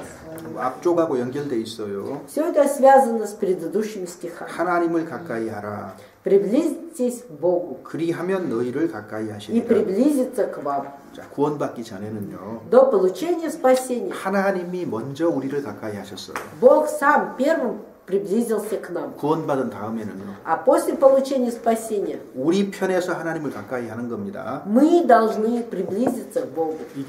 이거 좀 기억해 두셔요. Помните об этом. 그리하면 너희를 가까이 하시리라예요. И тогда Бог приблизится к вам. 은행 내 통장에 돈이 엄청나게 많아요. У меня клад такой большой в банке. 지금 배가 너무너무 고파요. А сейчас я такой голодный, 주머니에는 돈이 하나도 없어요. а в кармане ни копейки. 그럼 어떻게 해야 돼요? Тогда что надо делать? 은행에 가서 돈을 찾아야지요. Надо идти в банк и снять деньги. 그죠? Так ведь? 그리고 빵 사 먹어야 И 되겠죠. затем на эти деньги покупать себе еду. 이것이 하나님을 가까이 하라 그 말입니다. Это равнозначно тому, что приблизитесь к Богу. 마음이 낮은 사람은요. Тот, кто смирен сердцем. 내 통장에는 돈이 하나도 없다. В 내 주머니에는 돈이 하나도 в моем 없다. кармане нет ни копейки. 근데 은행 통장에는 А в банке 돈 엄청나게 많은 거예요. много, большой вклад. 그걸 끄집어내서 써야 되는 거잖아요. Надо снять этот вклад и использовать. 이것이 하나님을 가까이 하라는 말이에요. А это и означает приблизиться к Богу. 하나님께는 모든 것이 있기 때문에. Потому что у Бога есть все. 그래서 하나님을 가까이 하면 너희를 가까이 하시리라. Приблизьтесь к Богу и приблизиться к вам. 그 다음에 죄인들아 손을 깨끗이 하라 그랬어요. И также сказано, чтобы очистились руки грешники. 그러니까 그리스도인답게 거룩하게 살아라 그 말이죠. Иными словами, это означает, живите достойно христианина, освященный образ жизни. 두 마음을 ведите. 품은 자들아 마음을 깨끗이 하라. Исправьте сердца двоедушные. 자, 마음을 깨끗이 하라. 두 마음을 품은 자들아 마음을 깨끗이 하라 그랬죠. Исправьте сердца двоедушные. 여기 두 마음 품은 자가 누구예요? А кто это двоедушные? 무엇에 대한 두 마음입니까? Двоедушие в отношении чего? 하나님도 사랑하고 Это означает любовь к Богу 세상도 и 사랑하고. любовь к миру. 이게 두 마음이거든요. Это и есть двоедушие. 정함이 없는 거예요, 마음이. То есть сердце ни к чему точно не привязано. 그러니까 하나님을 가까이 하는 증거가 뭔지 아세요? И вы знаете, каково доказательство того, что мы близки к Богу? 손을 깨끗이 하는 겁니다. Это очистить руки, 죄 짓지 않는 거야. 죄 짓지 то есть 않는 거. не грешить. 그 다음에 마음도 깨끗하게 하는 거예요. И исправить сердце, то есть сердце тоже было чистым. 자, 그냥 9절에 보면은 그 다음에 이제 회개하라 이런 얘기입니다. А в 결국은 9 стихе сказано: «Сокрушайтесь, плачьте и рыдайте». 주 앞에서 낮추라 그리하면 너희를 높이시리라. Да обратится плач и радость, печаль, смиритесь пред Господом и вознесет вас. 결국 이런 말입니다. В итоге это означает, 다툼과 싸움이 있는 곳에는 항상 교만이 있어요. где есть вражда и распри, там всегда присутствует гордыня. 그런데 3장에 있는 것처럼 Но как в 3 стихе сказано, 지혜로운 그리스도인은 мудрый христианин, 화평의 씨앗을 뿌립니다. 화평의 он 씨앗. сеет семя мира, 그런데 교만은 а гордыня 우리를 하나님께로부터 멀어지게 합니다. отдаляет нас от Бога. 그다음 우리의 마음도 더럽히고 손도 더럽히는 거예요. И сердце наше оскверняет, и руки наши. 이것은 두 마음을 품는 죄가 되는 것이고 И это становится двоедушием. 근본적으로 하나님께 순복하지 않는 것이 되는 거예요. И также, по сути своей, будет непокорностью пред Богом. 사도는 우리에게 스스로 마음을 낮추라고 이야기하고 있습니다. И апостол Иаков просит нас, чтобы мы сами смирились пред Богом. 그러면 하나님이 높이시리라고 지금 И 약속을 하고 있는 вознесет 겁니다. вас. 자, 그러니까 잠언 18장에 보면은요. Притча 18. 교만은 멸망의 선봉이다 그랬어요. Сказано о том, что гордыня путь к падению. 망하는 사람들 특징이 뭡니까? Особенность тех, кто идет к падению. В чем? 망하는 사람 특징이 뭐냐면요. 첫 번째 증상이 마음이 높아지기 시작하는 거예요. 마음이 Первые 높아지는 признаки – это возгордившееся сердце.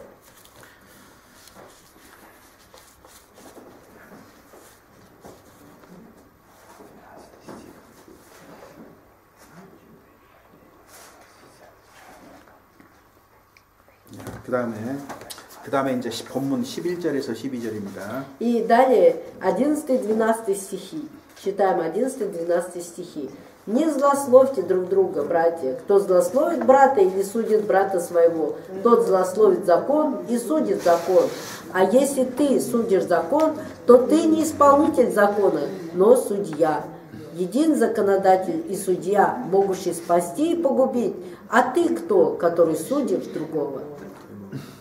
사람이 세상적인 마음 또는 교만한 마음을 가질 때 Когда у человека мирские мысли и также гордыня, 사람을 판단하는데 아주 빨라요.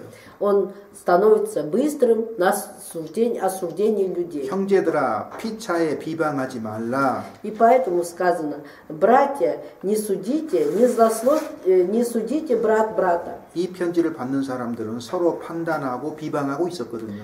Потому что адресаты этого письма, послания этого, они были теми, кто злословил друг друга и также судил друг друга. 요게 앞쪽에 이야기한 3장의 이야기 혀의 문제입니다. 혀의 문제. А это как раз проблема языка, о котором говорится в 3 главе. 그래서 이것 때문에 역사 속에서 수많은 분열이 있었고 수많은 수치를 당하는 사람이 있었던 겁니다.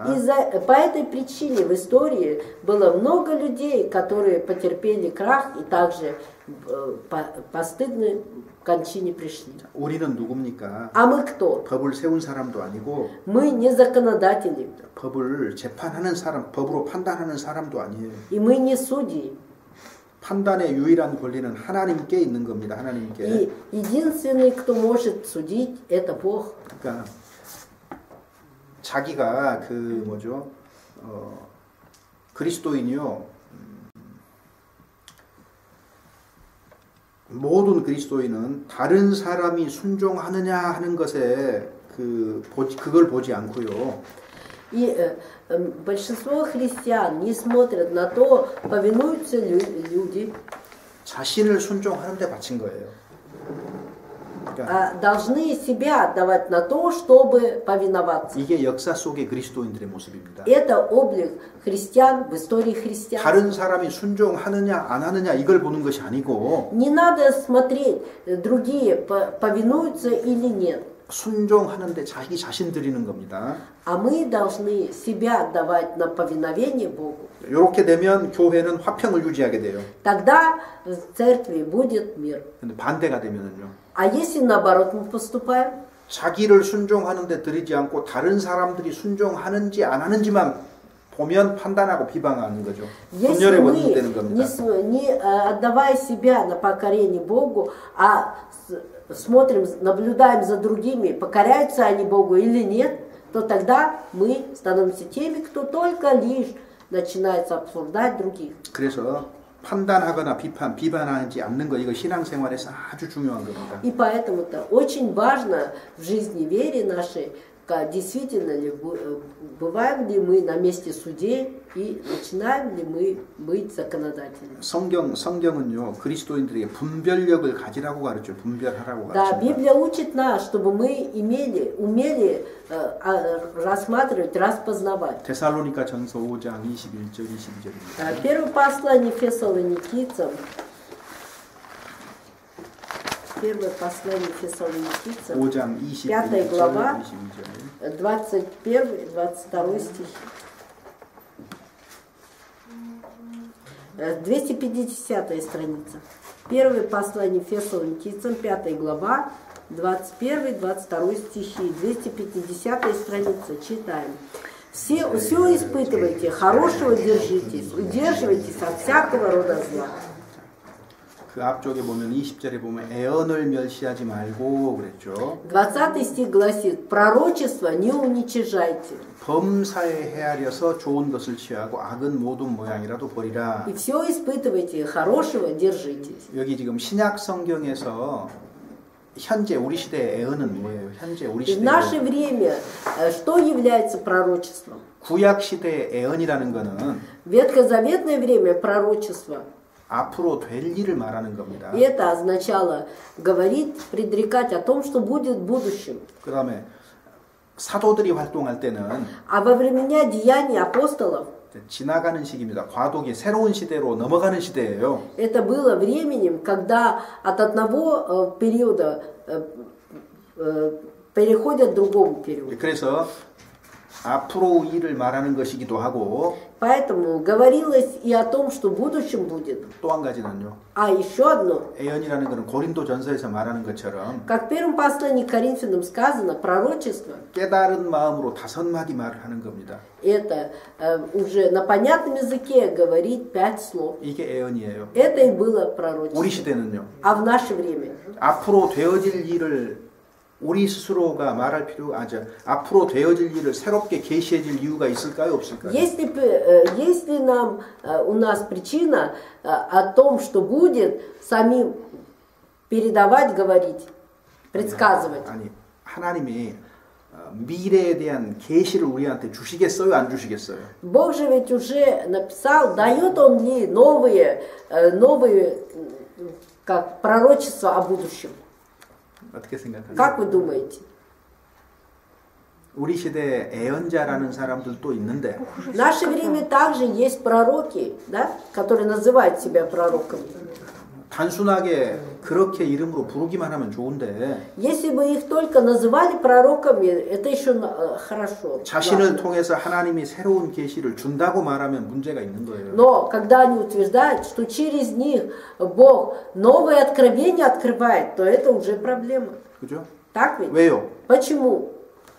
성경에 앞으로 되어질 일이 기록이 돼 있기 때문에 Потому что в Библии уже записано все, что будет в будущем.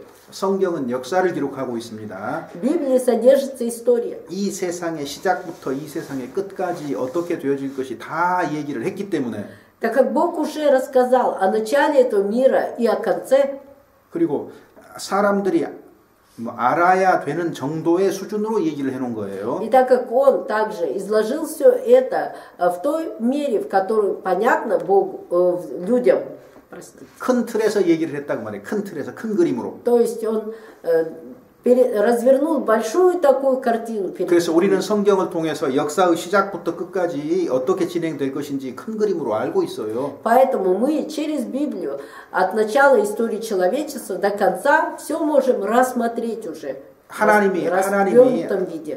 그렇게 성경에 기록했어요. Вот таким образом Бог написал Библию. 어떤 사람들은 А некоторые, 여기에서 지나친 얘기를 해요. они к этому говорят еще зацикливаясь на чем-то, то есть основываясь на чем-то. 미래에 대한 새로운 계시를 받은 것처럼 말해요. И говорят так, как будто бы им о будущем новое что-то открылось. 그런 일 없습니다. Такого не бывает. 히브리서 1장에 보면 Послание к евреям 1 главе 옛적에는 여러 부분과 여러 모양으로 말씀하셨지만 Бог говорит о том, что в древние времена Он говорил многократно и многообразно.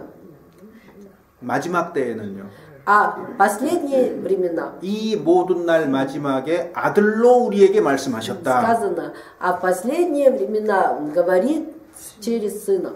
아들을 통해서 말씀하신 것으로 끝난 거예요. То есть то, что он сказал через Сына, на этом закончилось. 우리는 성경에 기록되지 않는 무슨 새로운 예언이 필요한 시대에 살고 있지 않습니다. Мы живем не в таком мире, в котором необходимо что-то сверх того, что написано в Библии, чтобы открылось нам. 그래서 성경에 기록된 이외의 예언은 필요 없어요. 정확하게 얘기하면. Поэтому, если быть точными, то нам не нужны другие пророчества сверх тех, которые изложены в Библии. 누가 어떤 예언을 계시로 받았다고 말한다면 Если кто-то утверждает, что он получил новое откровение от Бога, 그 계시가 성경에 기록되어 있는지 확인하면 되는 겁니다. нам нужно только лишь проверить, это откровение в Библии записано или нет. 자, 그래서 우리 시대의 예언이라는 말은 И в наше время пророчество 그 기록된 말씀을 통해서 알게 된 사실들을 말하는 거예요. это означает то, о чем мы узнали через написанное уже. 자, 이해되셨죠? Понятно? 이것이 고린도전서에 깨달은 마음으로 5마디 말을 하는 것이 방언보다 낫다는 얘기거든요. И это как раз и означало в первом послании к Коринфянам словах, что лучше на понятном языке сказать 5 слов. 근데 누군가 그렇게 말을 한다면 Но если кто-то говорит так, 20절에 예언을 멸시하지 말고 то тогда пророчество не 본문 우리 отвергает. 읽었던 데살로니가 전서 5장 20절에 예언을 멸시치 말고 Первое послание Фессалоникийцам, 5 главе, 20 стихе. Пророчество не уничижайте. 그 다음에 뭘 해야 돼요? И что мы должны делать? 범사에 헤아리라 그랬잖아요. Все испытывайте. 무슨 말이에요? Что это значит? 생각해 봐라 그 То есть 말이잖아요. вы подумайте, размыслите, 뭔가 исследуйте. 뭔가를 들었으면 Если о чем-то вы услышали, 그것이 하나님의 말씀인지 это Слово Божие 성경에 기록된 말씀과 같은 것인지 соответствует ли написанному в Библии? 분별하라 그래서 분별하라. Вы посмотрите, исследуйте. 모든 교회 가운데서 듣는 사람은 Все в церкви слушающие, 이 책임이 있어요. лежит на них ответственность. 여러분 교회에 듣기만 들으려고만 온 거 아닙니다. Потому что вы в церковь приходите не только для того, чтобы послушать. 듣고 뭘 해야 된다? А если вы слушаете, то что вы должны делать? 분별해야 된다는 얘기예요. Вы должны уметь различать. 분별할 수 있는 기준 자가 있잖아요. 성경. Ведь у нас есть мерило, с помощью которого мы можем проверить, испытать, то есть Библия, Слово 그래서 Божье. 이런 것들을 헤아려서 분별해서 좋은 것을 취하라 그 말은 뭐예요? И хорошего держитесь. Что означает? Сначала испытали и хорошего держитесь. Что 성경과 значит? 같은 것을 받아들여라 그 Это 말이잖아요. значит, если по Библии говорят, то принимайте. 악은 모든 모양이라도 버리라. Удерживайтесь от всякого рода зла. 성경과 다른 건 다 버려라 그 말이잖아요. Иными словами, это значит, все, что вне Библии говорится, все это отбросьте. 설교를 하는 사람이 Проповедующий, 말을 할 때, когда он говорит, 자 그것이 뭐예요? 전부 다 하나님 말씀입니까? 100%? все его слова это Слово Божие? 그 말이 아니잖아요 지금. Нет. 그러니까 무조건 믿지 말고 잘 헤아려서 믿으라 그 말이잖아요. Поэтому не просто сразу же воспринимайте, а исследуйте и принимайте хорошее. 그래서 우리한테 분별력 가지라고 요구를 합니다. И да, с нас требуется, чтобы мы умели различать. 자 보세요. 요한일서 4장에도 마찬가지예요. В первом послании Иоанна, 4 главе, то же самое говорится.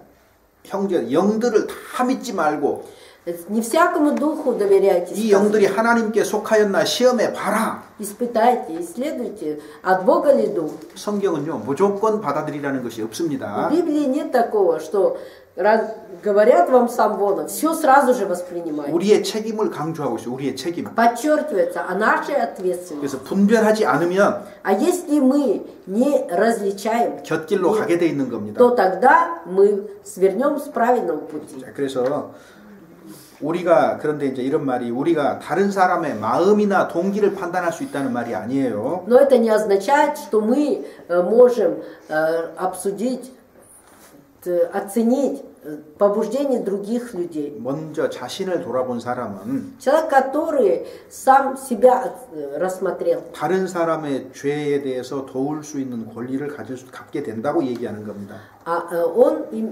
может помочь и другим людям, которые находятся во грехе. 자신의 장애를 제거하기 전에는요. До того, как вы все, что у вас есть, недостойное Бога, не искоренили, 다른 사람을 도울 수 있을 만큼 정확하게 볼 수가 없게 돼 있어요. вы еще не способны четко видеть для того, чтобы помогать другим.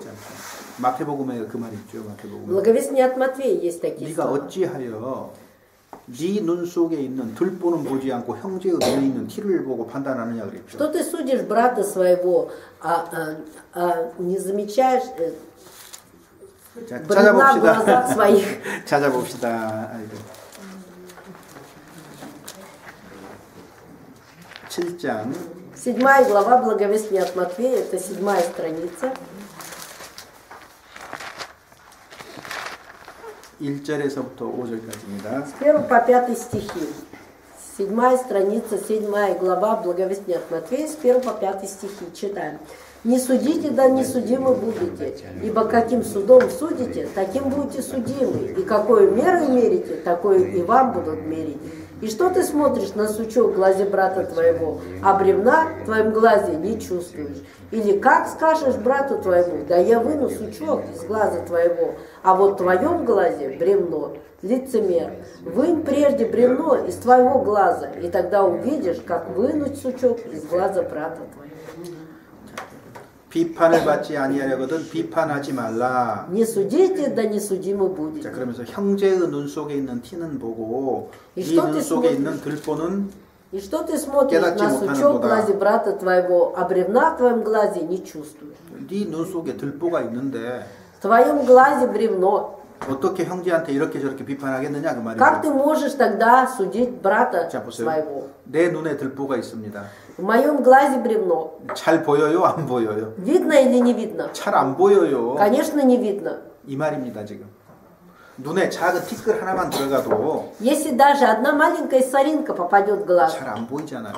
плохо уже видно сразу. Так ведь? 근데 우리도 마찬가지예요. Так же и мы. 나한테 잘못된 것이 있을 때는요. Когда у нас есть что-то неправильное, недостойное Бога, 이것을 제거하기 전에는 прежде чем мы это не искореним, 다른 형제 자매의 잘못을 정확하게 볼 수도 없고 권면도 못 해요. мы не можем увидеть ошибки других братьев и сестер и даже не можем 왜? увещевать. 정확하게 보지 못하거든요. Потому 반드시 что 이것이 мы не видим точно, четко.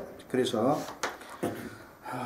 중요한 거는 От того-то важным 그리스도인은 비판하지 않아야 됩니다. является, чтобы христиане не судили. 최종적인 판단의 권리는 하나님이 가지고 계십니다. Потому что право судить у Бога. 자, 근데 이제 이런 거 있어요. Но есть и такие слова. 아무것도 판단해서는 안 된다. Нельзя ничего оценивать. 그렇지 않습니다. Нет, не так. 성경은 판단해서는 안 되는 것이 있고 Потому что в Библии написано о том, что есть, что мы должны оценивать сами. 판단해야 되는 것도 있다 И 그랬어요. есть то, чего не должны оценивать. 뭘 판단해야 돼요? А о чем мы должны, что должны оценивать? 영적으로 잘못된 것은 반드시 판단해야 되는 거예요. Мы должны оценить, если что-то в духовном вопросе неправильно идет, то мы должны обязательно это оценить. 교회 안에 다툼이 생겼을 때는 Когда в церкви есть ссора, 반드시 판단해야 된다고 돼 있어요. сказано, что мы обязательно должны рассудить. 그러니까 판단해야 될 것이 무엇이고 판단해서는 안 되는 것이 무엇인지를 우리가 잘 이해를 해야 됩니다. А для этого нам необходимо хорошо понимать, что мы можем сами, о чем мы можем сами судить, а в чем не можем. 그래서 자기가 그렇게 판단할 수 있는 존재인가를 생각하는 게 필요하겠죠. А для этого необходимо, чтобы мы помнили о том, что мы те, которые можем все рассмотреть и понять, и оценить. 그다음에 세 번째 해결책은 뭐냐면요. И третье, 13절에서 с 17절입니다. 13 по 17 стихи, Иакова 4 глава, читаем. «Теперь послушайте вы, говорящие, сегодня или завтра отправимся в такой-то город и проживем там 1 год, и будем торговать и получать прибыль. Вы, которые не знаете, что случится завтра, ибо что такое жизнь ваша? пар, являющийся на малое время, а потом исчезающий. Вместо того, чтобы вам говорить, если угодно будет Господу и живы будем, то сделаем то или другое. Вы по своей надменности тщеславитесь.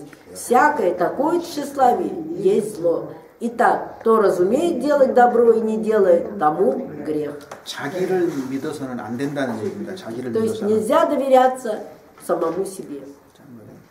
교만해서도 안 되고 Нельзя быть гордым. 비판해서도 안 되고 Нельзя судить. 자기를 지나치게 믿는 것도 안 된다는 И 얘기예요. нельзя чересчур на себя надеяться. 그러면 다툼이 생기지 않을 거라는 얘기입니다. Тогда не будет никаких ссор. 자, 여기 보면은 교만하고 비판하고 자기를 믿는 거는 함께 다녀요. И мы видим, что гордыня и также осуждение, все это идет в ногу. 함께. 자, 근데 여기 보면 이 사람은 지금 어떻게 하고 있냐면 Посмотрите на этого человека. 오늘이나 내일이나 어떤 도시에 가가지고 1년을 유하면서 장사해서 돈을 많이 벌겠다, 일을 벌이라. Он говорит, что сегодня или завтра отправимся в такой-то город и проживем там 1 год и будем торговать и получать прибыль. 자, 이거 잘못이에요, 아니에요? Плохо или хорошо это? 아무 문제 없어요. Да, нет никакой проблемы в 근데 этом 이 желании. 사람 문제는 뭐예요? Но в чем его проблема? 이 사람은 잘못하고 있어요, 지금. Он неправильно поступает. 이 말 자체는 아무 문제가 없는데 В этих словах нет ничего плохого. 왜 문제냐? Но в чем проблема тогда? 이 사람 어떤 사람이에요? Что за человек? На Господа. 하나님의 뜻이면 무엇을 해야 이것저것을 해야 된다는 사실을 알고 있는 사람이에요. Это тот, который знает, что если на то воля Божья, то можно поступать и так, и так. 왜냐면 주의 뜻이면 우리가 살기도 하고 15절에 보면은 이것저것을 하리라 할 것이거늘 그랬잖아요. 주의 Потому что 뜻이면. в 15 стихе говорится, если угодно будет Господу и живы будем, то сделаем то или другое. 근데 이 사람은 주의 뜻이 없어요. Но у этого человека нет Божьей воли. 자기 뜻만 딱 내세운 거예요. Он выставляет только, показывает только свое желание. 이렇게 계획하면 내가 돈 벌 것이다라고 딱 확신하고 있는 겁니다. Он уверен в том, что если я спланирую это, то заработаю много денег. 근데 이 계획 속에 하나님을 빼버린 거잖아요. 지금 주의 뜻이 없는 거예요. Из плана своего он Бога убрал, и поэтому без воли Божьей, не считай с волей Божьей 이 хочет. 사람의 목적은 주의 뜻이 아니고 돈을 버는 것이 목적인 И 거예요. поэтому прибыль является целью, самой целью действия этого человека, а не воля Божья. 돈 자체를 높이고 있기 때문에 Так как он больше полагается на деньги, 그는 세상이고요. поэтому он есть мир. 하나님을 치워놨기 때문에 그는 교만한 И 것이고요. так как он Бога забыл, и поэтому он возгордившийся. 자, 이런 문제를 가지고 있는 겁니다. Вот такая проблема в нем. 왜? 그가 그리스도인이에요. 그리스도인. Почему? Потому что он является христианином. 먼저 주님의 뜻을 살피고 Поэтому христианин должен в первую очередь посмотреть на волю Божью. 그 주님의 뜻 아래서 자기 인생을 보고 И по воле Божьей строить свои планы. 그리고 주님의 뜻 아래서 자기 삶의 계획들을 세워 나가야 되는 것이 И 맞는데 жизнь свою рассматривать по воле Божьей. 이 사람은 그렇지 않았던 겁니다. А этот человек так не поступил. 주님 뜻이면 이렇게 저렇게 하리라고 말할 줄을 알지만은 그렇게 안 하고 자신 계획대로 말하고 확신을 하고 있어요. Хотя он знает, что если угодно будет Господу и живы будем, то сделаем то и другое, но так не говорит и так забыл об этом. 사도는 이것이 위험하다고 얘기합니다. И апостол Яков говорит о том, что это опасно, 그들은 내일 일을 알지 못하는도다. потому что они не знают, что случится завтра. 너희 생명이 무엇이뇨? Ибо что такое жизнь ваша? 너희는 잠깐 보이다가 없어지는 안개니라. Пар, являющийся на малое время, а потом исчезающий. 인생이 짧다는 사실을 깊이 생각해야 돼요. То есть мы должны глубокомысленно задуматься над тем, как коротка наша 자, жизнь. 인생이 짧다면 Если жизнь так коротка, 우리가 할 수 있는 일은 아주 적어요. то тогда очень мало того, что мы можем делать. 그죠? Так ведь? 이미 우리가 인생을 꽤 많이 살았잖아요. Мы уже долгое время жили уже на 짧은 этой 인생 земле. 중에서 И в этой короткой жизни 그 꽤 많은 시간을 보냈어요. Мы очень много времени уже провели. 그럼 남은 시간이 적을 거예요. И оставшееся времени очень мало. 그럼 이 시간을 어떻게 사용할 것이냐? И теперь, как я буду использовать это время? 어떻게 하면 주님 뜻대로 살 수 있을까? Как сделать так, чтобы жить по воле Божией? 이런 어떤 의미들을 생각을 좀 해봐야 되는데 Мы должны над этим подумать. 너무나 쉽게 Но слишком легко. 세상의 흐름 따라서 돈 많이 버는 쪽으로 인생의 방향을 결정하고 있는 겁니다. Мы чересчур легко задумываемся над тем, чтобы жизнь нашу вести по направлению, как идет мир. 이 사람은 심지어 하나님께 기도조차 하지 않았을지도 몰라요. Возможно, такой человек, прежде чем строить такие планы, даже, может быть, не помолился Богу. 하나님의 뜻이 무엇인지 지금 생각해보고 있지 않거든요. Почему? Потому что он же не думает о том, какова воля Божья. 그리고 계획을 딱 세웠습니다. И планы построил. 그리고 자기 미래가 안전하다고 생각하는 거예요. И думает, что все у него, будущее у него хорошее будет. 이 세상 사람과 다른 게 뭐가 있어요? Тогда чем он отличается от людей, живущих в миру? 누가복음 12장에 Благовестие от Луки, 12 главе, 어리석은 부자의 얘기가 나오잖아요. есть притча о неразумном богаче.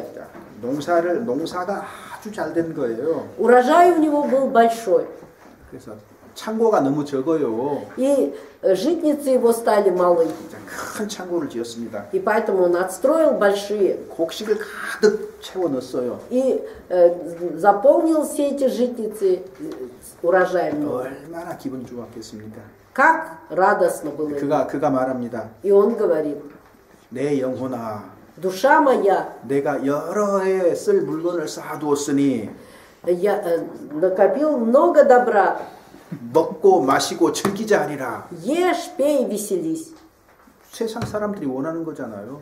А этого всего желают люди в миру. 왜 그렇게 돈 벌기 원하느냐? Почему желают так заработать деньги? 먹고 마시고 즐겁게 살기 위해서입니다, Для 사실은. того, чтобы есть, пить и веселиться. 이것을 행복이라고 말합니다, 사람들이. Люди называют это счастьем. 그런데 하나님 뭐라 그래요? Но что говорит ему Бог? 어리석은 자여, Безумный. 오늘 밤에 내 영혼을 도로 찾으리니 그러면 네 예비한 것이 네 것이 되겠느냐? Всю же ночь заберут душу твою. Кому же достанется все, что ты приготовил? 어리석은 자여. Безумный. 어리석다 그랬어요. Он говорит, безумный. 왜 어리석었을까? Почему он безумный? 자기 죽을 거 생각 안 했어요. Потому что он не думает о своей смерти 하나님에 대해서도 생각 안 했어요. и не задумывается о Боге. 이것이 인생의 가장 큰 위험입니다. А это в жизни является самой большой опасностью.